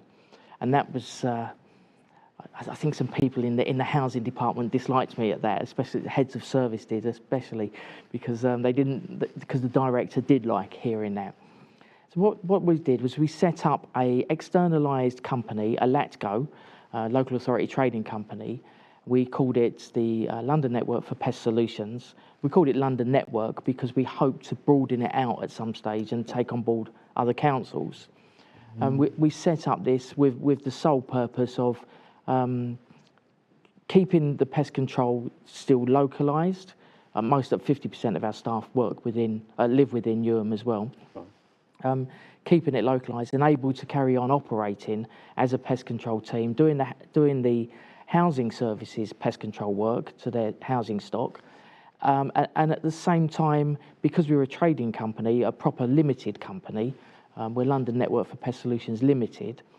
Because we are a limited company, we're able to trade outside, and we've done that very, very successfully actually over the years. We've been trading now for 5 or 6 years, and our turnover is about 1.3 million, and the total council contracts come to about 300,000. So it's been quite a success, really. Yeah. Tell me about the sort of services you deliver, the types of people you employ, what sort of facilities you use. So it's just pest control. Well, it was just pest control until the pandemic came in, when we diversified and started offering a sanitisation service. It's mostly pest control officers that we employ, and we actually specialise in. We're not a competitor really to the commercial sector. You've heard of companies like Ecolab or Rentokil. We don't compete against them. We've got no chance against them, actually. They're international. but we specialise in domestic, and that's been a passion of mine since I started in pest control in 1986. It's always been a passion of mine to improve people's lives in their homes and their houses. And actually, given the story that's in the news today about the poor young boy that died as a result of the mould, actually, way back in 1986, I'd made a decision that when I was going into people's houses, this is just as an old pest control officer, they had, at those days, they had German cockroaches everywhere and mould and vandalism. And I knew I couldn't do anything about the mould and the vandalism, but I thought I'd try and do something about pest control. I moved to Lambeth Council, and at the end of about 10 years, we'd reduced all infestations across their whole of their housing stock to less than 3%. So if with determination and passion, it is possible to do that. And of course, if you're reducing it to 3%, you're improving the lives of residents and customers. And that's I've never taken my eye off the ball there. It's always been about improving their lives, whether it's council housing stock or private and domestic, where people are paying for it as well. So I looked at, taken on board some of the private sector's terrible methods of working, and what we introduced were things like unlimited visits. So we do charge for pest control. We have to, obviously, that's how we make our income. But instead of saying, oh, you only get 3 visits and then you have to pay again, we give unlimited. So that for boroughs, especially inner city boroughs, where there's a lot of where housing stock sits next door to mansions worth millions and millions of pounds, those people know that once they paid that money to London Network for Pest Solutions, they're going to get rid of their pests. They're not going to be asked to pay more money. So that's. So tell me about the process for setting up the company. How did it come about? A number of delegates watching will be thinking, why set up a company? How do you go about setting up a company? How does that become a trading company that then can be successfully run? It was incredibly hard, and it took an incredibly long time. Obviously, for local authorities, they tend to. It's very difficult to get an actual decision maker. Everything's done by committee quite often. So we had a panel set up to help us go through this process. There were more people on the panel than we actually had staff that were going to be externalised to do the job. That panel didn't just oversee pest control. There were 9 other LATCOs at the time that were going to be externalising. So, it wasn't a crazy thing. But of course, you had involvement from human resources and procurement, IT, legal services, health and safety, and part of the most important. There were different gateways that we had to go through, and to achieve the gateways, we had to have business plans developed to certain levels. Because there were so many people with so many different inputs, we ended up with over 40 different versions of a business plan. Right. When we finally externalised, we didn't look at that business plan at all. That being said, today, I wouldn't operate for 1 second without the business plan. It's absolutely a Bible to us. It's the most important thing. It absolutely sets our direction. The process was very, very long. There's all sorts of things that you don't realise as when you're going to externalise. So even most councils tend to self-insure their vehicles. No, they don't have insurance companies. When we externalised, we couldn't use the council's self-insurance process. Right. We had to go and get some. What we did have at that point was a lot of car insurance companies running a mile from us because we'd had claims against us, but we had no claims discount built up. Right. So it was very hard to get vehicle insurance. We had to go out and find a separate payroll provider, separate legal things. And at the same time, from the day one of ending with the council to day one, or the last day of ending with the council to the first day of starting as a company, we still had residents that had appointments booked that still wanted to be seen. So it was a pretty full-on time. I would say today, with our business model and the way that it operates, I could probably, with a willing council, I could take them from a pest control company to externalised in probably 90 days now. But if you haven't got that experience, it's never going to, it's going to take 3 years. And has the way the residents view you changed? Have you still got their trust?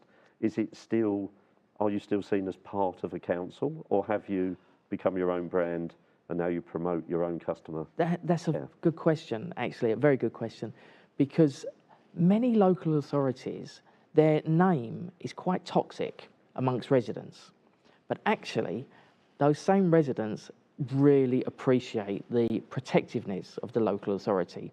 So,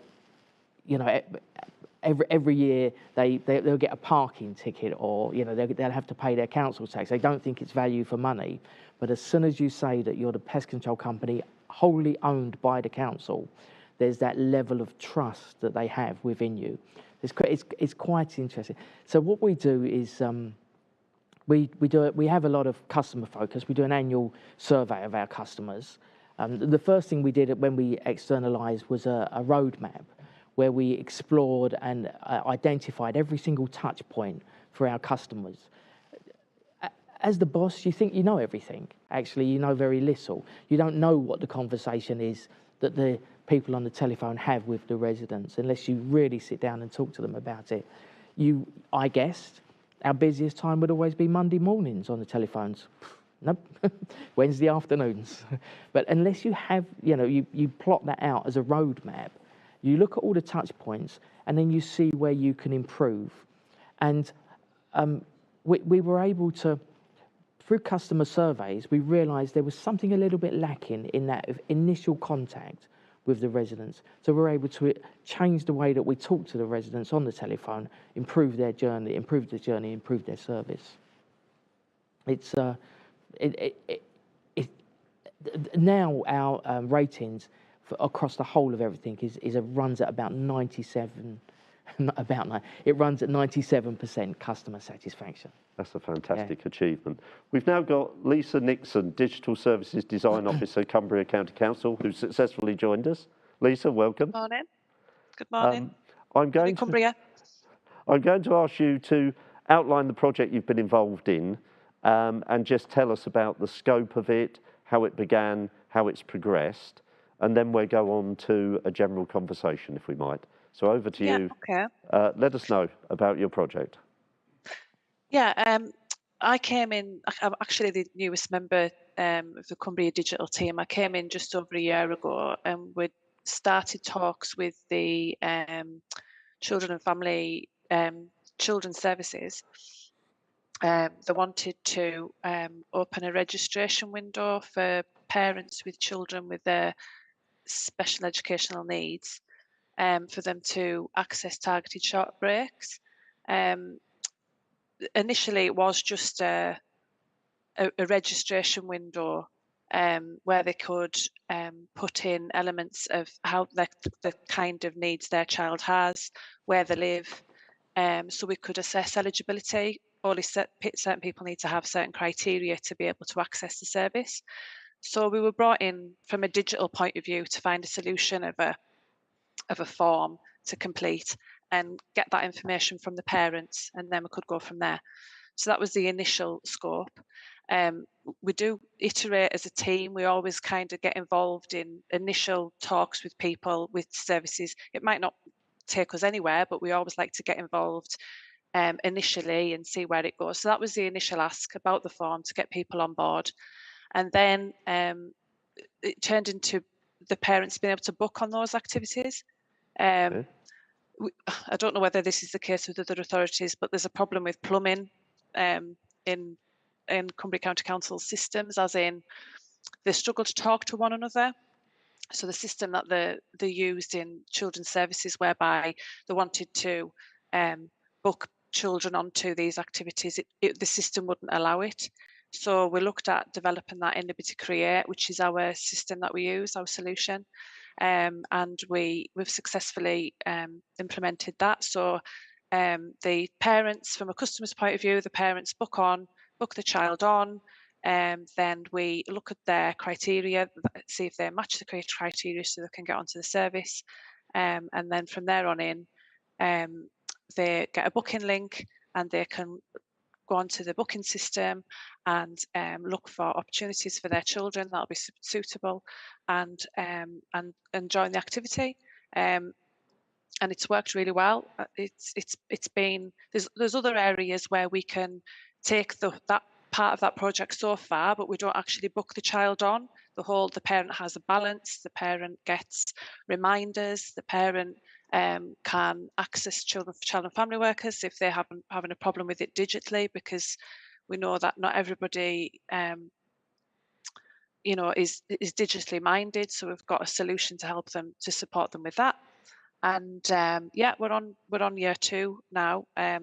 Every year they have to, as part of the local offer, every year they have to reapply because the circumstances might have changed. They have to reapply, and it's working really well. The satisfaction, we have a internal, how do you find this service, so that people can come back to us and tell us how satisfied they are with it. And so far the feedback's good. Well, it's good enough that we've got to year 2 anyway. And what are the arrangements you've put in place for those who don't have digital access? So in the comms, as well as having the digital solution, in the comms that we put out on the send offer, there's a web page so that people can go on and read that.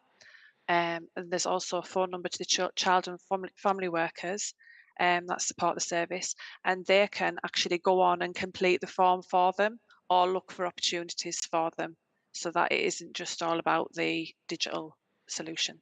And what sort of percentage would it be that have to resort to phone or having an advocate fill out a form? I'm not sure, actually. I'm not sure. I think a lot of it is quite intangible, because we get a lot of calls to the child and family workers about problems with the link, but there's so many variables there that it's hard to troubleshoot where that lies. So whether that lies with their internet connection, whether that lies with their broadband supplier, how they're using their mobile data. There's so many things. The feedback that we get is along the lines, we always ask for feedback. I think it's really important to listen to feedback when you implement anything like this. Feedback that we get along the lines of, there's a lot of information there on the screen that they can't read. We can't view the activities, we can't view the opportunities. We're not able to filter how we would like to. We do take on board all those issues, and we improve the service as best we can. But with regard to statistics, I'm not sure what the percentages go to them rather than come to us. We've never really explored that side of things. We have a delegate question for you. Have you created a shared vision with your local community? Shared vision?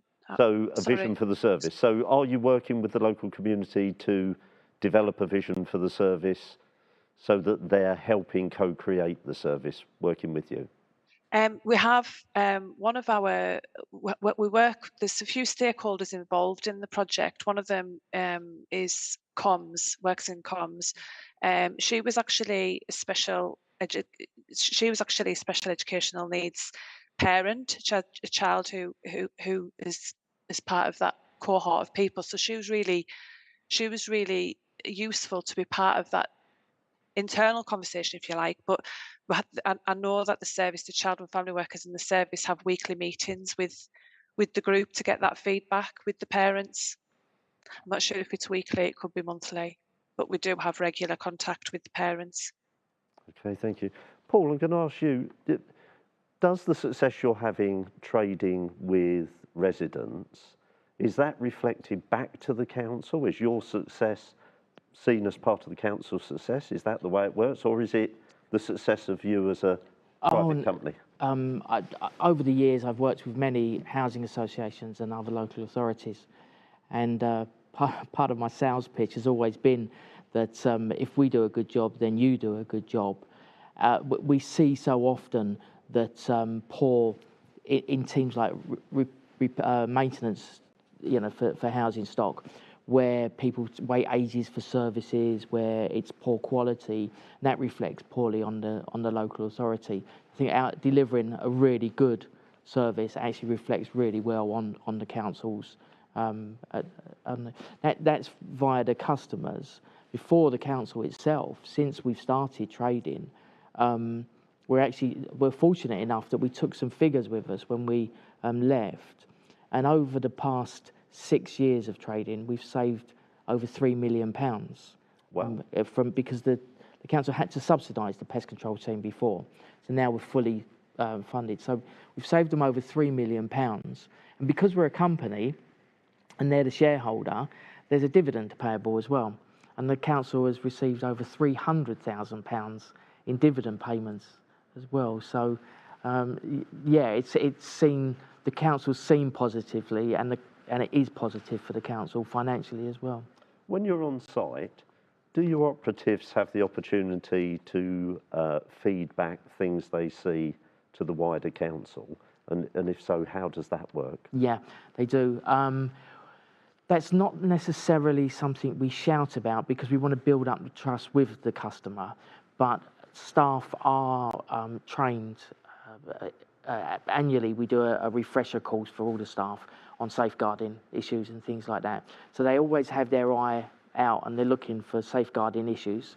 And we've been able to intervene on a few occasions, not personally intervene, but being able to direct people into the right services. One of the other companies that Newham owns is called the Language Shop. It's for translation services, and we've been able to push a lot of people forward to them as well. So yeah, we do interact and we do look for those problems. But there's also things like disrepair and housing issues and stuff like that. So we have a very good working process with Newham's. It's called RMS, Repairs and Maintenance Service, of where we feed back proofing problems that are causing rats and mice to enter buildings, and we're able to get that sorted out very quick for them. Thank you. Lisa, how does your initiative fit into the wider council and play into other service areas? Is it part of a strategy for the council generally to improve its customer focus, get closer to the customer? So does it feed into, for example, housing? I'm not sure it feeds into housing, but I know part of our strategic aim for the last few years, and it's always been something that our chief exec has spoke about, is putting the customer at the heart of all we do. And I think it's something that certainly our team, the digital team, are mindful of all the time in things that we develop. With regard to the short break system, we had an inspection, and it was one of the areas that we had to improve on. So this was part of that. This was the initiative as part of that. That kind of fell out of that inspection, if you like. The digital solution's working well. I think they need to realise that it needs to be supported. It could take, the whole service could have its own section that could run it, rather than being moulded into the children's services directorate. It needs its own team, if you like, around it, and I think that's catching up. But yeah, that's how it came about. It came out of the inspection, and yeah, the vision of customer focus is something that I think we're probably more passionate about, and we're the people that bring that angle. I think when people come to us for solutions, that it's perhaps not a service area that they need help with, but why do they need it, and is that in the best interest of the customer? And that's always the angle that we bring to any conversation we have. I see. We're running out of time, so I'm going to ask you both one question. If you were going about setting up that company again, what's the one thing you would do differently? Oh gosh, I wouldn't let you ask that question. There's many things, but one of the things that wasn't good was the long drawn out process. It made it very difficult for the staff to know what their future was going to be. It just took far too long to do. So I would probably, if I was the council, any other councils there, I'd appoint a project manager to oversee the whole process and just really shorten the time and the number of people involved. Thank you. Lisa, how about you? If you were starting again, what would you do differently? The one thing you'd do differently? I think that's really interesting what you've just said there, because we're obviously an enabler of services, of things happening, and we're there to support and make sure things happen. But the problem with this is the same as that, what you've just mentioned there. There needs to be a project manager who oversees it from start to finish. This initiative, the Short Breaks Initiative, it's changed. The project manager's changed 3-4 times, and therefore it loses its momentum. I always think that if you have the right people in the right room, I think COVID demonstrated that, how quickly we got something off the ground, COVID response, how quickly you can achieve things if you have the right people in the right room. As soon as those people start to wander off, the momentum gets lost and the point gets lost and the objective gets lost. So I think if I had the power to change that, I would change that, but I don't. Thank you. So can I thank Paul and Lisa for their contributions? Two very different services that are dealing with direct customer interface and improving the customer focus. Thank you very much for the time you've given to us. That ends this segment. The Future Best Practice Showcase is at 12:30. This session will act as a guide to success for councils, discussing what it takes for councils to be high performers in a post-European war, post-COVID, post-cost of living crisis environment.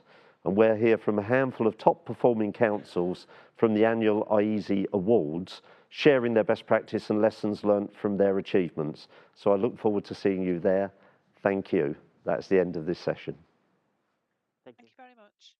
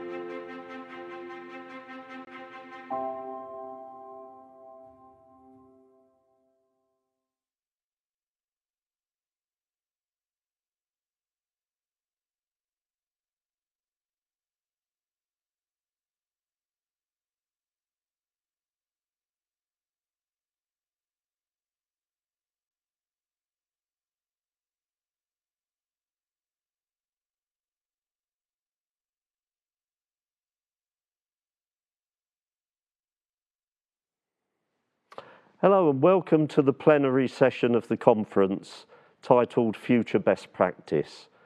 We're here to talk about what it takes for councils to be high performing and award winners, how they share and develop best practice and future practice, the lessons learned, and to look to the future and how to navigate the challenges ahead and the stepping stones that can be used for future success. And I have the absolute pleasure of being joined by Andrew, the Chief Exec of iESE, and our multiple award-winning speakers. And each person here today, their authority has won more than 7 awards. So over more than 13 years, they have repeatedly won awards and been celebrated for what they're doing in developing best practice. And it's an incredible achievement. And what we're going to ask them to talk about is how they have managed to keep that momentum going, how they have managed to keep their organisations firmly placed on the side of success. So I'm joined by Craig MacArthur, Director of Health and Social Care, East Ayrshire Council. I'm joined by Arthur Shanovia, Chief Exec, Babbage and Mid Suffolk. I'm joined by Councillor Denise Turner-Stewart, Deputy Leader of the Council and Cabinet Member for Communities and Community Safety, Surrey County Council. And we're joined virtually by Dave Hayward, Chief Exec, South Staffordshire District Council. Welcome to you all. And I'm going to start this plenary session by asking each of you to outline what you think has made you successful, what you think has contributed to your ability to continue to make awards. We'll circle through, if you could take 5-6 minutes to do that, but it's really about getting to what makes your organisation successful. What do you think contributes to it? So, starting with you, Craig. Okay, thank you very much. So, I guess in 5 or 6 minutes it's going to be quite tight, but there's a few areas I think that we'll all probably want to talk about in terms of what makes a council function and what makes us good is how we maybe just interpret that. So for us, governance sits at the heart of all that we do, and it has to be there. Governance is really important. And I think in terms of what makes us good and how we can continue to improve around about that is making sure we've got really good, solid political support. And over recent years, that's been around about consensus politics. We've had a really good relationship across the council and the ability to get really difficult decisions through on a consensus basis because it's the right thing to do and it's the right thing for our communities. So I think that whole perspective is really important for us. I suppose in terms of governance as well, is making sure if we are doing things differently, if we are pushing the boundaries, we can take our inspection and regulatory colleagues with us as well. So when Audit Scotland, as it is for us in Scotland, comes along to do those inspections, we can convince them that we are doing things in a different way and actually change that narrative and push some of those boundaries as well, just to ensure that we actually get recognised for the good work that we're doing. And that whole aspect of best value and how we deliver services differently is something that we've been really successful in having that conversation with our audit and inspection colleagues. Another part of governance for us is the support we get from our corporate teams. So I think in some places the corporate teams are almost seen as a barrier. Sometimes it's the corporate teams are seen as saying no. We're very much the opposite, where the corporate teams are seen as enablers to success and to how we want to change and transform and take some of those sort of big programmes forward. So that enabling process is really, really important for us as well. And I suppose the bit that sits right at the top of all of that is our strategies. And I heard in one of the previous sessions talking about how you actually align some of those strategies. So we've a community plan that's a 15-year plan. All our community planning partners signed up to it. So that's the council, health board, police, fire, local colleges, etc. all signed up to the same set of priorities over a 15-year period. Drilling down, that then sort of feeds down into a strategic plan for the council and a really low level down into community-led action plans across all of our communities, and actually translating all of those really big priorities down into the lowest level, which is within communities, again, allows us to really deliver that in a very, very local basis. And it's about keeping it simple, so it's not making it dead complex, it's actually having something that communities and the community leaders can actually buy into and understand and take forward as well. So in terms of the governance, I think it's not rigid, it's really flexible, and it's very much about taking communities along with us as well. I suppose we know from governance we've then got some of the challenges around about funding, and that is becoming increasingly challenging as we go forward. So my background is as an accountant, so I've sat on the other side of the fence telling people what to do around about this, and I'm now on the side where I'm trying to push back and say, no, we need to be innovative, we need to use reserves in a really clever way, and we need to start to do some of these sort of spend to save type initiatives, and really, again, pushing the boundaries there. I've been a bit facetious because when I was in that other seat, we did allow that to happen, and I think that's some of the infrastructure and environment that breeds success as well, just giving the people the flexibility and the comfort to know they can do things that wee bit differently. And as I say, we've seen some really good examples, particularly within health and social care, of initiatives where we've used non-recurring money to do something really quite interesting. And on the back of that, we're seeing some really big savings being generated, but more importantly, some really good outcomes for our communities and for individual people as well. So the bit about funding is really important as well. But again, very much about flexibility. So as I probably see the theme emerging here, it's the flexibility, I think, is what makes, I think, us sort of stand out just that wee bit differently as well. The final two bits I wanted just to touch on was around about people and partnerships. So the people who work within the councils, very much empowered and trusted to do what they need to do. Do the right thing is one of the mottos you hear people repeating all the time. Taking risk is good. Support people to take risk in a really calculated and clever way, but absolutely supported people. By doing that, will make mistakes, and they need to know that we have their back to challenge, to push the boundaries, to make mistakes, but learn from it, as long as we know they're doing it for the right reasons. So that the whole culture and environment round about that is absolutely critical to us. And we'd undertaken a big piece of that sort of culture change over the last probably 3 or 4 years now, which we call the FACE principles. So within the council, FACE stood for flexible, approaching, caring and empowered, and we had a whole range of culture change work built round about that, just to really embed that across the whole workforce. So those sessions were delivered to over 6,000 people, just to really embed that across the whole council area, and it's been incredibly successful. And the final point, as I said there, is about partnership. So I think we recognise as a council or as a health and social care partnership, we can't do this ourselves. It's very much about doing it with our communities and with those other agencies who are quite often better placed and better at doing those particular things than us. We have a really strong third sector within East Ayrshire, and we rely and push quite heavily on them to deliver services on our behalf. And our roles changing, so we're more of a facilitator. So for something we know they can do and do better, then we let them do it. We'll fund them to do it, we'll support them to do it, but we very much empower those third sector and other agencies to go and deliver that for us, because we know they're the right people to do it. So I suppose in summary for me, it's about doing the right thing. It's understanding or trying to see what does good look like, and that's changing. We know that what was good 3 years ago is different now, it'll be different in 4 or 5 years' time. Funding sits at the heart of that, so as the funding pressures become tighter, good starts to look different. So that whole improvement journey, the performance measures that we chase all the time will change. So maybe a well-performing council in the future won't be one that's getting better all the time, but somebody that's actually managing to stand still while everybody else is failing, to use your own words at the start, John, as well. So but I think it's that, what does good look like will change. I think we can't move away from that. Just need to recognise that some of those challenges and a lot of that conversation at the political level will be really difficult, because our politicians want to see us getting better and want to see those improvements all the time, but that's becoming increasingly difficult. But that's okay, and it's just being able to identify opportunities to push through and do that differently.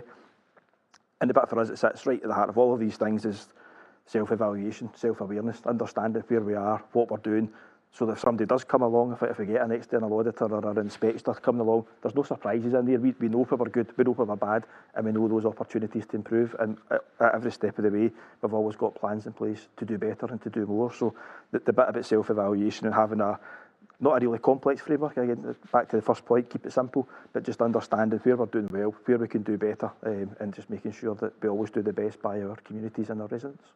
Brilliant. Arthur? I was going to start by saying I was going to try and not repeat anything Craig said, but I'm going to fail dismally. So common points a lot of commonality there. And going back to your sort of principle at the start in terms of being successful councils, I think one of the main ways of retaining that success is by not focusing on being successful.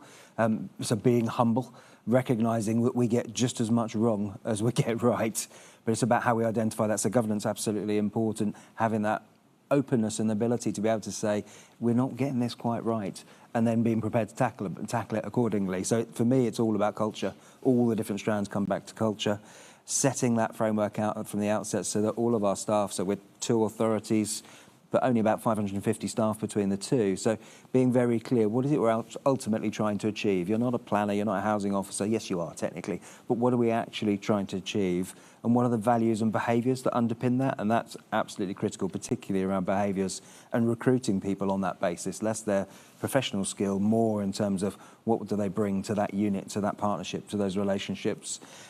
And similarly recognising that we won't have the answers to everything. It's not right that the councils look inward to try and find the solutions to everything. It's about how do we engage with our partners, critically with the communities. They know the patch even more than we do. They live there. And so how can we come up with collective solutions to the problems that we face, preferably before things go wrong, but particularly when things have gone wrong. And in recent times in particular, it feels to me as though we found ourselves dealing with the crisis at the end of our nose. And they've just kept on coming, and it feels like they're going to just keep on coming. And the important thing for us as local government is not to be totally absorbed by that. Clearly, we can't ignore a cost of living crisis. Clearly, we can't ignore something like COVID. Yes, we need to react and respond, and local government is fantastic at doing that. But our success, to my mind, is not stemming from that. Our success is being able to simultaneously look over the horizon. What's coming next? What does local government need to look like in 10 years' time? Not just how it is now, and not just because of the consequence of whatever the Chancellor announces tomorrow, but more generally in terms of what does local government, successful local government, look like, and how does it engage with its communities? How does it work with its partners? And so one of those elements, as I said, is about having that vision, having that collective vision with our communities and our partners. Another is about the values, but the third for me, and we've shifted to some extent, yes, we have indicators, yes, we have metrics, yes, we have performance measures, and the governance is important, particularly to identify those challenges. But for me, it's about outcomes. So it's focused on what difference are we making, because we could be hitting all the green targets we want, but if it's not really making a difference to our communities, or worse still, it's having a negative effect, well, then let's change it. And so having that culture whereby, as Craig was saying, I actively encourage our staff to make mistakes. That's how people learn. That's how we change stuff. Otherwise, we're just turning the handle and doing things the same way we always have done. And that's easy for me to say. Unfortunately, and I don't know if it is a good thing, fortunately, don't make that many mistakes. And actually, I think that's wrong. I think we should be being prepared to keep pushing, striving, not massive financial ones preferably, but still keep pushing and striving to encourage the environment whereby people are able to break a few eggs to be able to make proper change, because otherwise we will fail. We'll fail because we'll go bust, or we'll fail because we won't be having the impact that we need to have for our communities. And that is very localised in terms of what our local community needs, which will be different up and down the country. So what local government looks like also needs to remain flexible to recognise that we're a reflection of what needs to happen in our place, not necessarily what Whitehall would like to see happening generically across the whole of the piece. Fantastic. Denise. Thank you. So in Surrey, we have a relentless focus on delivering for our residents. Our mantra is very much delivery, delivery, delivery. We undertook a very extensive exercise some years ago where we literally consulted on a comprehensively widespread basis to fully understand the needs of our residents, our businesses, our communities.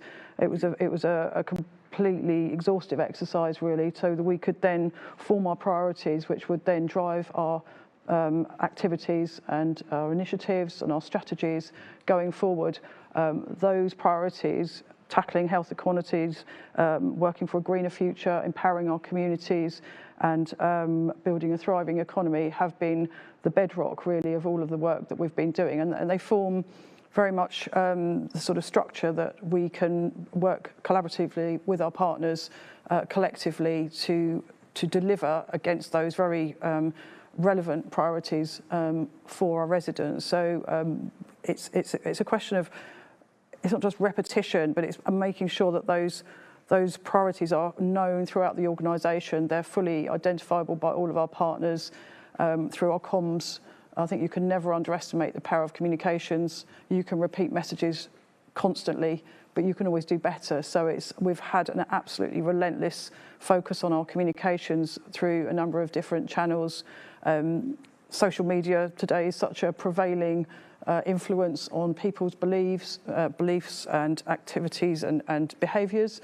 And it's recognising that through those channels you can really positively harness the power of the resources within our communities, because we have been, again, relentlessly focused on engaging with our communities and making sure that their resilience, which they have in abundance, is able to be harnessed and channeled. So we've got funding, we've got numerous funding opportunities to enable our communities to be able to come forward with their own projects and create that self-reliance within their communities. We're tackling health inequalities. Our collaboration with our health partners and health integration has been an absolute focus. The wider determinants of health, looking at housing, looking at access to nature. You know, Surrey is a very rich county, rich in resource, rich in experience, rich in environment. So making sure that all of our residents are able to access through public transport, to not be denied the opportunity to enhance their lives through those rich ingredients that we have in Surrey at our disposal.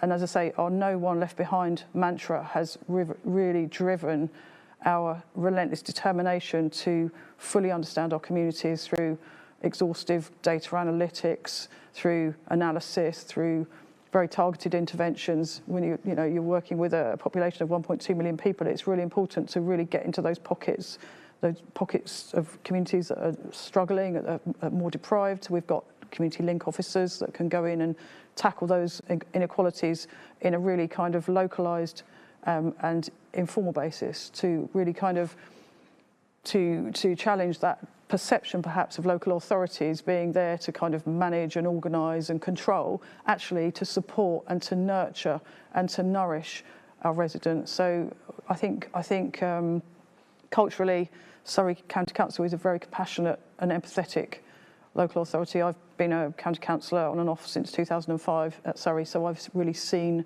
a sort of an evolution really of the culture at Surrey and driving those values and those qualities through and working with our staff to make sure that they're embraced by all of our staff throughout all our like people represented here, very, very sort of numerous and broad range of services, very different services, but having that common aspiration, that common ambition, and again, leadership, I think, has been key. I think you were talking about what is that sort of magic dust, that ingredient. I think if I was to look at Surrey County Council, I would say from the leadership, there's an impatience, there's a requirement for pace, not at the expense of delivery and quality, but of a sense of recognising a sense of urgency, given obviously some of the issues challenging us, like housing, for example, where we really need to move quickly to catch up with the demands that are being placed upon us, and also horizon scanning and looking at all of those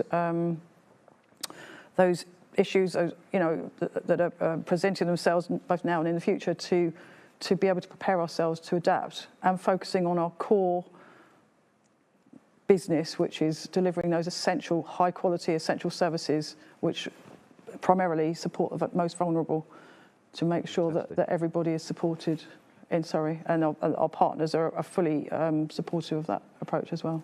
Thank you. Dave, last but not least. Yes, I think for me what the discussion has demonstrated that there are a number of elements to delivering a good council.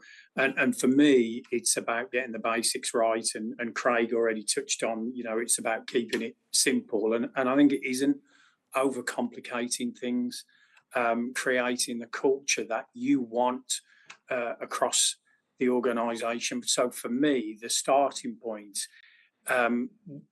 is or was about creating the right environment. And so that internal focus and how it translates externally into and throughout the communities we serve. And so setting out that clear focus, clear direction, good, consistent communications and the timely messaging. And I think for me as chief executive, it's about setting the energy and the pace that's right for the organisation. And it's important that you understand the organisation, know what you can and can't do, and that was really important for me. And certainly, I'm sure colleagues would agree, and it's already been flagged up, the political importance. It's the relationship with the politicians, but in particular the leader of the council. It's about that understanding and if you don't get that right balance, it becomes a very difficult environment to manage. So that relationship is so important with the leader. I think it's about being consistent in everything you do. Once you've set your stall out, once the direction has been set, and ultimately about providing a platform to enable individuals and the council to excel as a whole. Something I introduced within the first few weeks of becoming chief executive was introducing a set of 5 values that I'd always worked to as an officer, but had the opportunity to set them as across the organisation, and they were around trust, positive relationships, listening to people, transparency, and pride. So really people focused, and they have become the drivers behind how we work, how we shape our recruitment, how we develop staff, how we retain staff. We live and breathe them. And the 2 values I really lean towards are positive relationships and trust. And those 2 values have really shaped how we work. That collective leadership, not one person, recognising not one person has all the answers. It is that collective ownership, but it's creating the right environment to do that. So you've got that network of conversations, which Arthur touched on, from your top T cascading throughout the organisation. So you're learning, you're bouncing ideas off one another. And once you've got that working well across the organisation, running parallel is how you translate that internal culture outwardly across the districts with other organisations and into the communities. And again, similar to Denise, our mantra is who's best placed to deliver. And our leader's been absolutely clear and not allowed the politics to get in the way. So it gives the authority to the officers to get on and do the job at hand. So I think being a good council is about getting the internal mechanisms right, but also looking outwardly too, recognising that wider community leadership role. We're not always the best organisation to lead. We're in a fantastic position to facilitate and to support what happens in the community. Sometimes that's leading, other times that's the facilitating role. We operate within South Staffordshire a locality model. We operate 24 different services as a district council. We have a commercial focus that nets us around about £3 or £4 million a year that supports the ongoing delivery of those services. But equally important is our wider community leadership role. And in South Staffordshire, we have a stronger 3-tier working model. We've got 27 parish councils, obviously the district council and county council, and our locality model has broken the district into 5 areas. So all our data and all our intelligence is broken into those areas. We have taken a collective approach to dealing with some of those local issues based on the data, recognising it's all about our people, it's about the communities, not services per se, and not where we sit. And it's about that conversation. And, we hold 3-tier member locality forums. So you've got district members, parish members, county council members. Some of them are twin-hatted, some of them are triple-hatted, but coming together in one forum to share their experiences and look at how we can work together. We've shared resource. We've got locality enablers across the district. They're employed by the district council, but they're the eyes and the ears of what's happening on the ground, and they bring it back into the organisations and pass it on to the teams and really develop the relationships with the parish councils. And just one quick example, a recent piece of localised work. The county council identified an additional £50,000 for environmental work across key entry points in the district. As a district council, we provided the resource and the time to carry out that work, the parish council identified the areas to focus on. So it's a really good, simple example of strong three-tier local government working. It's not perfect, and it's that ongoing breaking down how we work, but we're starting to really make a difference. And those principles work and are translated across the wider partnership arena with the police, with the health, with the fire, but also we've developed that wider community locality work with our business community. So we've set up 5 business community hubs within existing business environments across the 5 localities. So we link in the communities, we link in the wider partnership work within that. So for me, it's always about keeping things simple. It's the people, it's the relationships, and trust that you develop the right environment. You provide that culture to ensure individuals and the organisations collectively grow. And when you start talking about wicked issues, you're in a far better, stronger position to be able to tackle those. That's fantastic. Thank you, Dave. I'm going to turn to Andrew and say, Andrew, you've presided over years of awards. You've seen these people win their awards. What do you think has been special ingredients, special characteristics?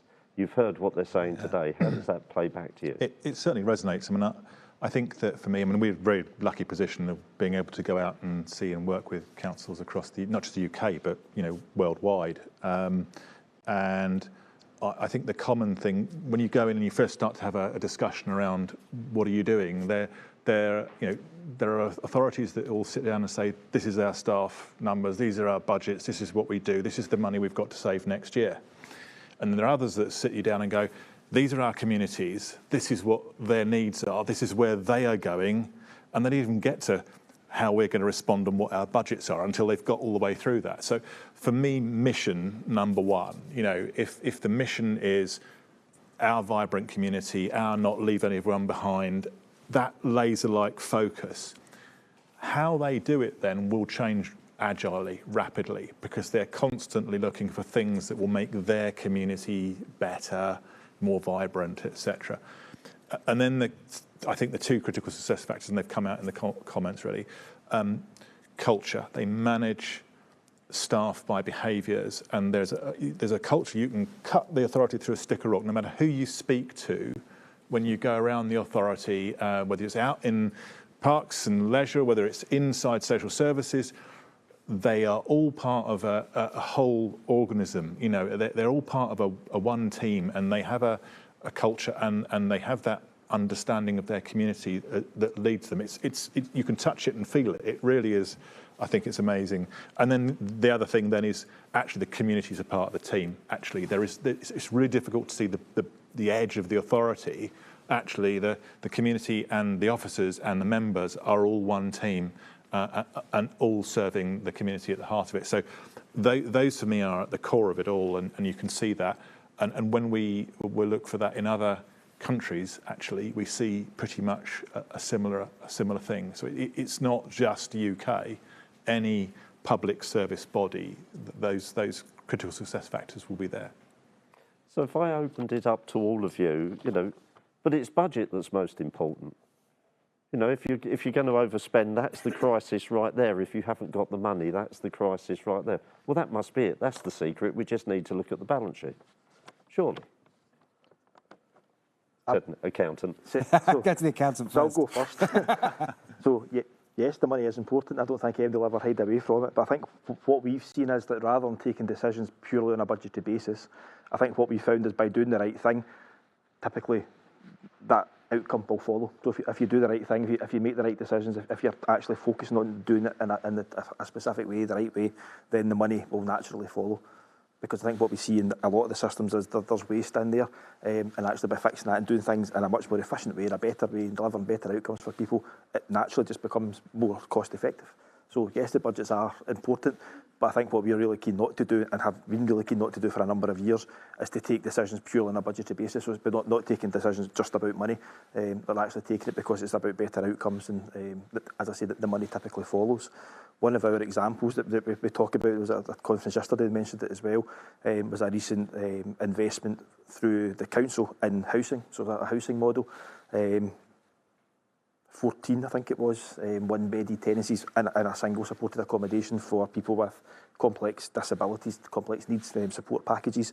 But by doing that, those 14 individuals are now getting a far better outcome. Their life has changed dramatically because of it. But the bit that follows on through all of that is that the new job I'm in now, in terms of the Health and Social Care Partnership, it's actually costing us £500,000 less a year to look after them, because you can put a very different package of care round about it to support everybody in that facility, rather than having 14 individual packages of care that's really, really expensive. That wasn't why we did it, but it's just naturally what almost kind of falls out of doing the right thing, is that the budget consequences follow. So what do I put on my performance dashboard then if it isn't budget? So I'll come back to the budget point if I can, which is absolutely budget's important, can't ignore it. Would we like to have more money? Yes. Are we trying to find ways of earning more money to spend in our communities? Yes, of course we are. And we have to balance the books. We're a good local government. We have to make sure we do that every year. But we don't want to get into the business of just rationing services, because what all of us have said is it's about impact for communities and outcomes and their futures. And if we're just rationing services, we're failing. And we'll lose more local government officers as a result, because they'll go and find something more interesting to do because it's not fulfilling. So we have to avoid that. And I also think there's a degree of psychological impact, in the sense that will we have less money next year from government than we had this year? Possibly. Is there lots and lots of money still in the system? Yeah, loads of it. So it's a systems thinking approach in your area that goes beyond my geography of my district, but more about what's the difference that we're making, combination of health, combination of police, county council, district council, towns and parishes. How can we use that money to best effect to prevent, because a lot of our funding, and particularly into other service areas, is going into failure. And if we can get upstream of that and be in the prevention space, then the whole bill for the country goes down as a result. It's not easy, but that's what we have to keep focused on. So it's politically easy. To me, to go back to the whole budgetary piece, absolutely essential to have financial stability, but it's recognising the opportunities and the capacity within our partners. So, for example, we allocate funding to a foundation that will then attract philanthropic donations to then maximise that funding, to be able to get more bang for your buck, essentially, and get that funding out into our communities, not just for the prevention agenda. It's much wider than that. It's life enhancing. So the impact of that funding can actually inspire, engage, attract volunteers, create more capacity within the communities, to then create that resilience, to then reduce demand pressures, to then free up our internal resources to be able to target those to the most vulnerable, make sure that we are absolutely equipped to have stable finances to be able to then ensure that the very best quality services are available for those people that need them the most. And then we're also encouraging independence and resilience within our communities, which is quite contagious and quite infectious, actually. We've all seen throughout COVID the wonderful initiatives. I mean, they're still coming through now. People just wanting to get involved, to work locally, to protect each other, to create networks, to be vaccinating or whatever, just to get that sense of community pride. They're all contributing, as you identified. We're all in this together. It's not necessarily a geographic sort of boundary that controls that activity. It's just people wanting to be doing their bit and to be sort of empowered to do that. So I think it's essential to have a stable and sustainable budget. But actually, I think we need to be far more creative and far more dynamic at recognising how you can create financing opportunities for other organisations or for residents to come forward and actually start to deliver some of these services themselves, for themselves. Dave, you've talked about 3 tiers of local government. Surely economies of scale and scope, you need to centralise, stop going into localities, centralise back into the centre, then you get a big blob, then it's much cheaper to run. That's the way forward.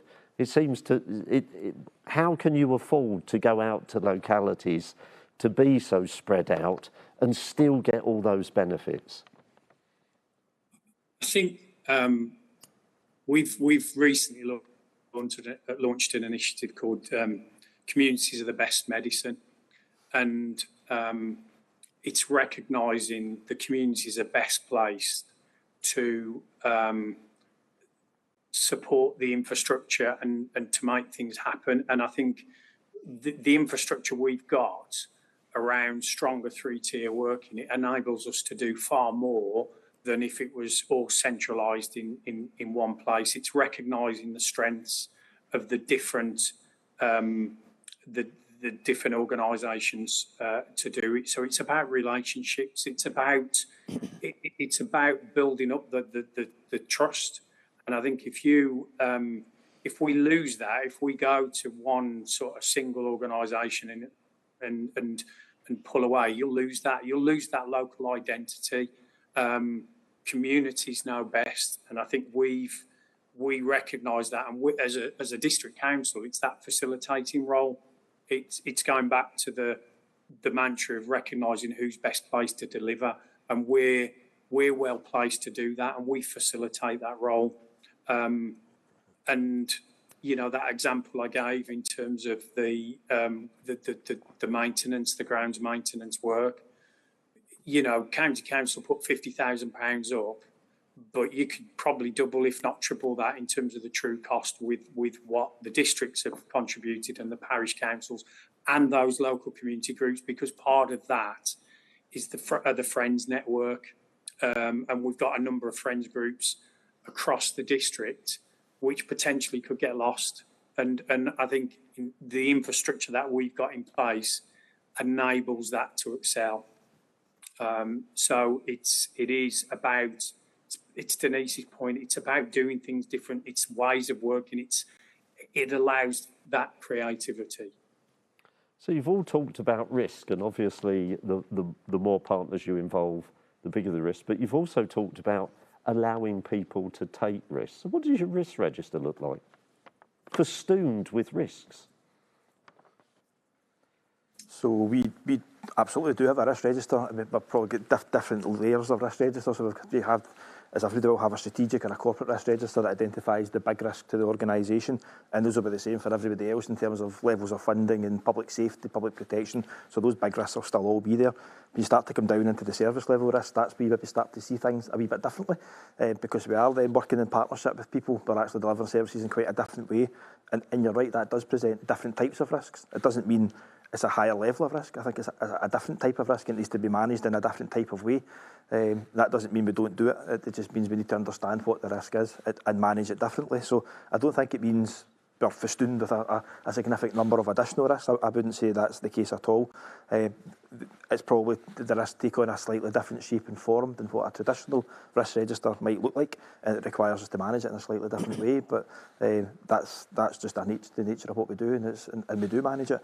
And it's how we do it is maybe quite important as well, because even at the community planning level, there's a risk register there, and it's about partners taking ownership. So it's not a single organisation. It's actually looking at it across partners, across agencies, and taking some joint responsibility for identifying and managing those risks as well. So yes, it's different, but I don't think it makes it more risky than it would have been otherwise. It's just a different type of risk that we're managing.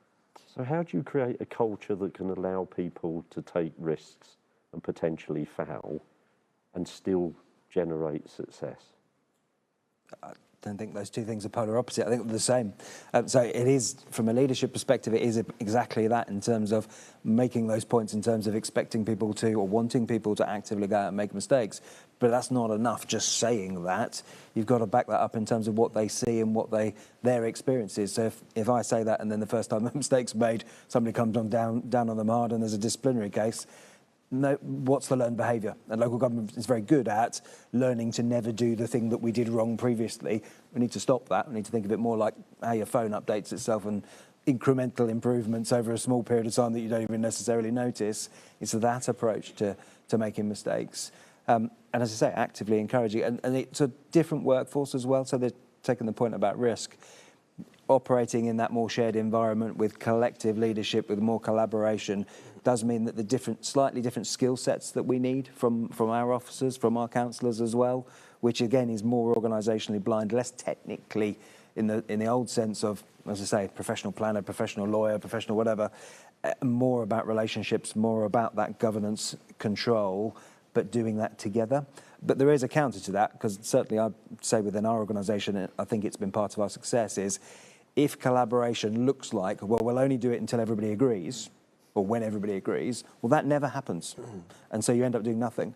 And so instead, it's much more, we've got leadership of this place. Doesn't matter which bit of the system you are, we've got leadership of this place. So if there's an issue that needs to be tackled, we're going to take ownership and tackle it. We'll take people with us. We're not going to leave you behind, but we're not going to wait for you either. And that really breeds real change then, and change for our communities in particular. So does it feel more risky as you work with more partners and you have that relentless focus and then you add pace? So you're trying to move faster and you're moving, using more partners to deliver? I think it's about the structures that you have in place and the forums for those partners to convene and have accountability and transparency and communication, because without that kind of governance, you could potentially have initiatives running off and doing all sorts of things. It's about having a sort of structure around that. So I can certainly reflect on, as I say, we have our sort of priorities, and we have governance structures that sit underneath that with those key representatives, with actions trackers and all sorts of monitoring mechanisms to make sure that there are outcomes, you've got delivery, and there are controls around that. But in terms of risk, I think policy can manage risk as well, because you've got examples like, for example, take a highways issue, street clutter. When previously you'd have had, well, you can't have this sign and you can't have that because there's too much risk from this sort of activity. I think sometimes you can have a pragmatic approach to something and actually use policy, renew policy and refresh policy to actually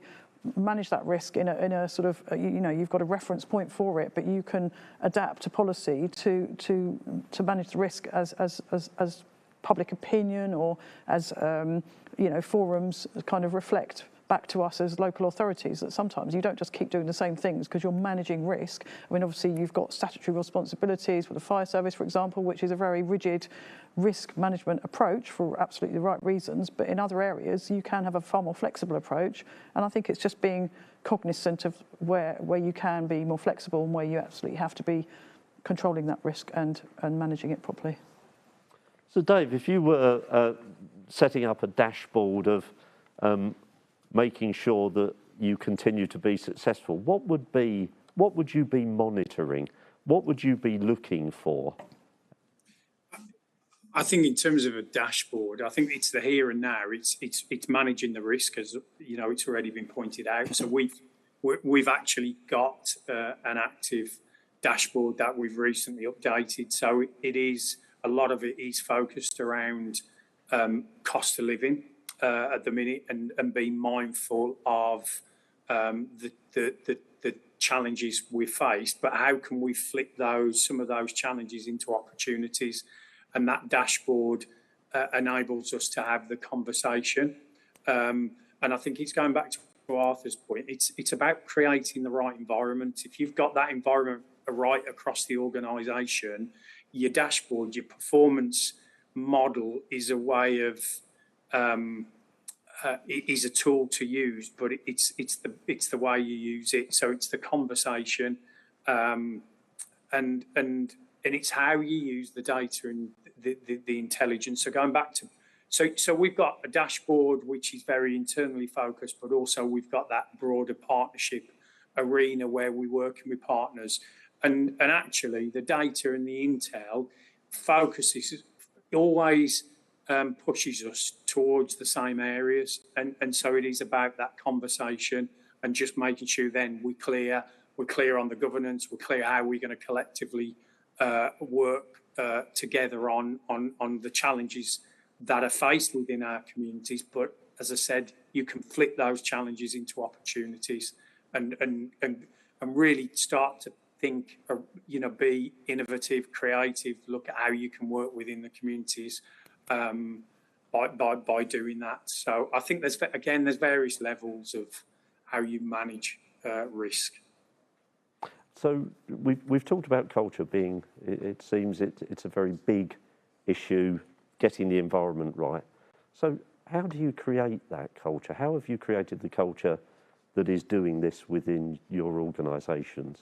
How do you go about influencing culture, maintaining that culture, reinforcing that, and indeed getting the right behaviours out of the staff that are working for you? So I think as we embarked on our transformation journey a number of years ago, 3, 4, 5 probably years ago, we did consider really heavily and deeply around about what does culture look like, what should it be, and we engaged right across the whole workforce to understand what they felt about culture, what they felt a high-performing council of the future should look like. So that allowed us to then start to shape that cultural change that we wanted to see, but it was coming from the workforce. So they were telling us this is what we see as a council of the future looking like. So that almost predicated what that cultural shift had to then be. So then it becomes really easy when you then design a programme round about how you want to take forward that culture change round about the face experience, as I mentioned before, which was that kind of immersive approach to actually embedding some of these new behaviours. When you're playing that back to people, it didn't come as a surprise because it started off with them telling us, so it was almost going full circle, which made it that bit easier, and we knew we were doing the right things because it's what people were telling us they seen in terms of those sort of key behaviours of the workforce of a future council. So it actually became quite easy by doing it that way around. Easier, nothing's ever easy, particularly when you've got a sizable workforce that goes to almost every profession you can imagine, from the yellow jacket people delivering services on the ground through to the professional staff, lawyers, accountants, etc., all with a slightly different view of the world. So trying to embed those common cultures across the whole workforce is challenging, but the fact that it was coming from the workforce did certainly make it a bit easier. How you maintain that, I think it's just about just rehearsing those values, making sure that we all live and breathe them from the top down. So the leadership style round about it is really, really important. And I think we've heard that before. If we're serious about telling people it's okay to make mistakes, we learn from it and we move on. We need to live and breathe that. We need to make sure that every day, if that is what we're telling people, then that's what we do. And you can apply that to any of these sort of behaviours and values that we're talking about. And I think that's certainly, from our perspective, we see that every day and right across the leadership team. And then as you work your way down through the organisation, everybody just living and breathing those values. So that is just absolutely just about once you've decided and that's the approach we're taking, it's just making sure that you live and breathe it every day and really do embed it within the organisation. And it's proven to be really successful. For me, it's about recognising at the outset that it's a marathon, not a sprint, and that you can't just simply click fingers, as much as I might want to as chief exec, click fingers and change the culture overnight. It takes time, it takes consistency. I'll come back to the point that Dave was making in terms of resisting that temptation as chief executive to look to the new shiny thing, or to feel the pressure that you're standing up in front of a bunch of staff and I need to say something different. Actually, it's about that consistency, that rhythm, and maintaining, but recognising in the best dashboard is what other people say to me. So it's what the staff say, it's what, when I'm sat in that town council and they won't pull their punches, what they'll say, group meetings with politicians, what they say, that's the proper sense check of what the real culture is as opposed to what we say it is, and then making sure that hopefully it's as close to what we say it is rather than necessarily. It doesn't mean you can't build on it. There's loads of small incremental ways that you can build, whether that's pulse surveys, whether that's revisiting the values, whether that's what you do in terms of staff awards, all those different ways of continually refreshing and rebuilding, but it is about that consistency across the piece. And then the concern for me is just making sure that are we now embedding a culture that was the one we designed 5 years ago? Is that the right culture that we need in 5 years' time? So whilst being consistent, but having one eye on, actually, is it going to need a fundamental change? And you've talked about the relentless focus you had at Surrey County Council, just continuously reinforcing what you've done. Has that been hard to maintain? As I say, I think internal communications are as critical as external communications, and the sort of mission statement from the top down being cascaded down throughout the organisation, making sure that the environment is right for staff. I mean, you can get consultation fatigue with staff when you're constantly asking them questions. I've actually sort of worked for the local authority as well as been in this position, so I know what it is to be receiving lots of requests for feedback. And I think that that engagement with staff really needs to be meaningful, and face-to-face is always good in the appropriate environment to just demonstrate that real commitment to wanting to have the best environment for staff, reacting to challenges, being able to tailor, remuneration and reward packages to really show that you're supporting those that most need to be supported. Having a really sort of strong commitment to absolutely recognising that our staff are our greatest assets. So without our staff, we are not an organisation. So we have to be fully supportive. Supervision. And there's very critical and challenging roles within local authorities that you need very strong support and very strong supervision to be able to perform those roles and to be supported, to be able to see your future career path, and that you've got a journey to be taking within that local authority as opposed to moving on somewhere else for a better offer or something. Absolutely seeing that you're valued, supported, the environment is right for you. Agile working, again, can really be a key component to creating that flexibility for the workforce to make them feel much more relaxed and rewarded and able to deliver to the best of their ability. So I think it's quite multifaceted, but it's a continuous determination to support and value staff, but also to expect to see those behaviours and attitudes reflected back consistently with the mission and the sort of morality of the organisation. Andrew, iESE have invested heavily in culture as a key component. They've created the cultural compass, so it's important. Yeah, absolutely. I think it was at a Solace event, and I think someone phrased it very well there, which was if culture change is kind of the issue, the thing that we want, actually management by behaviours is the solution. And I think where we start to move very, very differently to value behaviours over qualifications. Qualifications get you in the room. Behaviours are what keep you there. And actually taking those behaviours that are relevant, as Arthur said, to where you want to be, and actually embedding those in your policies, procedures and processes, valuing those above everything else, actually that does create significant change and can do it really quickly. So we've seen authorities change totally their culture over a 18-month period through a behavioural change programme, owned by the staff, owned by the members. But so yeah, it's incredibly important, and you can actually measure and manage behaviours. And actually, if organisations have organisational terrorists amongst them, and you can game the system if you're playing the professional card. You can't game the system if you're playing the behaviour card. And so we've certainly seen councils radically change their performance using that method. So absolutely, and it's something that I think we need to get better at as a sector. We're coming down to our last few minutes. So what I would like to do, starting with you, Dave, is go round, and if there was one thing that contributes to success, the most important thing from each of your perspectives as we go round for one last round the table. So Dave, what if you were advising, what's the biggest contribution, the thing that can contribute to success? What would it be? I think it's clearly setting out your focus, your direction, your vision and your values, and staying true to them, and continually sort of checking in and making sure that you are staying true to those values and your approach. And I think it's going back to my very first point, it's about getting the basics right. It's not complicated, however, it's relentless. Once you've set the direction, you've set the focus, it's just continually checking in, reflecting, and make sure as an organisation you're listening and moving forward. Thank you. Craig?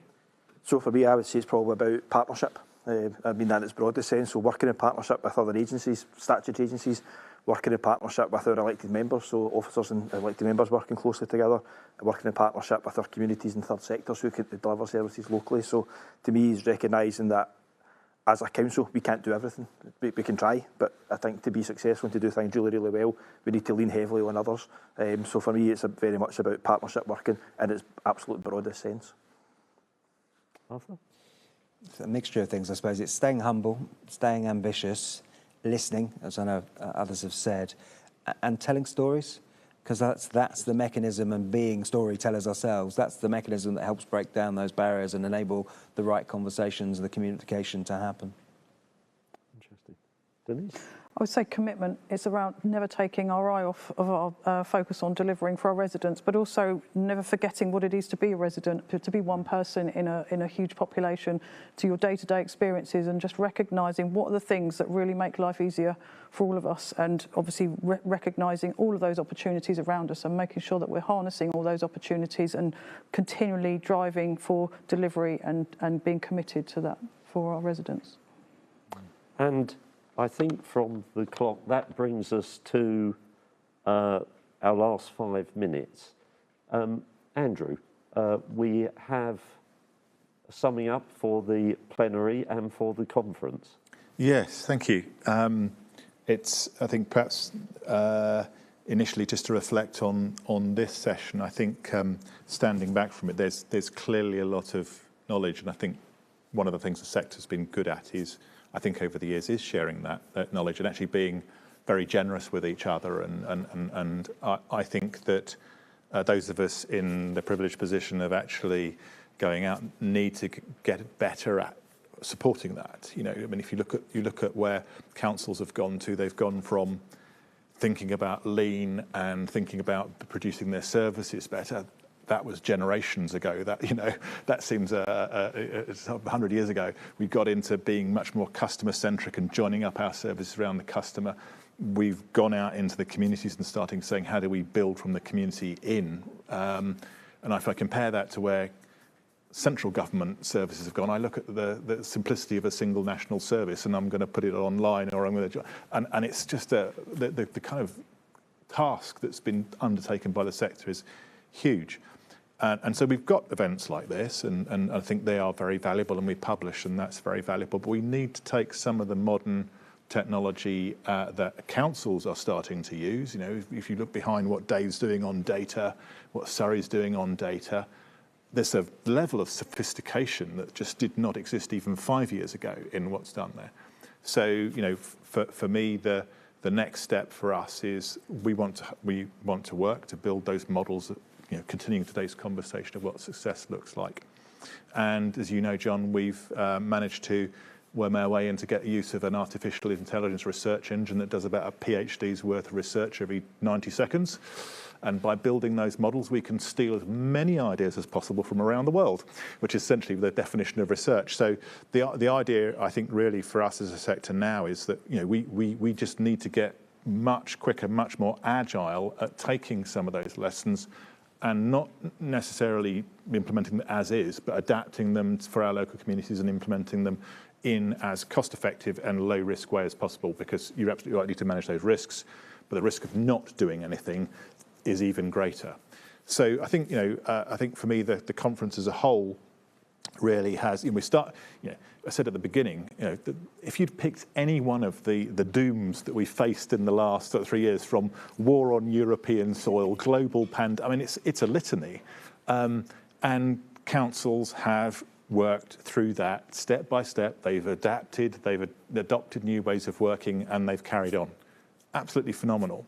And actually, within that, the good, the best have actually seen the long-term trends. So they're not just looking at how do we deal with the pandemic. They're thinking, actually, indoor air quality, as we heard earlier, you know, is a long-term thing. How do we adapt our internal environments? Outdoor air quality is an issue. You know, sensors in Camden, etc. So if you take each of those strands, they've not just reacted to the problem in front of their nose. They've said, there's a long-term trend here. Let's build that into where we're going. Let's help our communities adapt and thrive in those circumstances. And I guess we need to, in terms of taking the lessons forward from this conference, actually get better, actually sort of sharing that in a more easily consumable way. So as a sector as a whole, we can kind of improve. So hopefully, that means for our audience, you know, that you've picked up something very practical that you can use.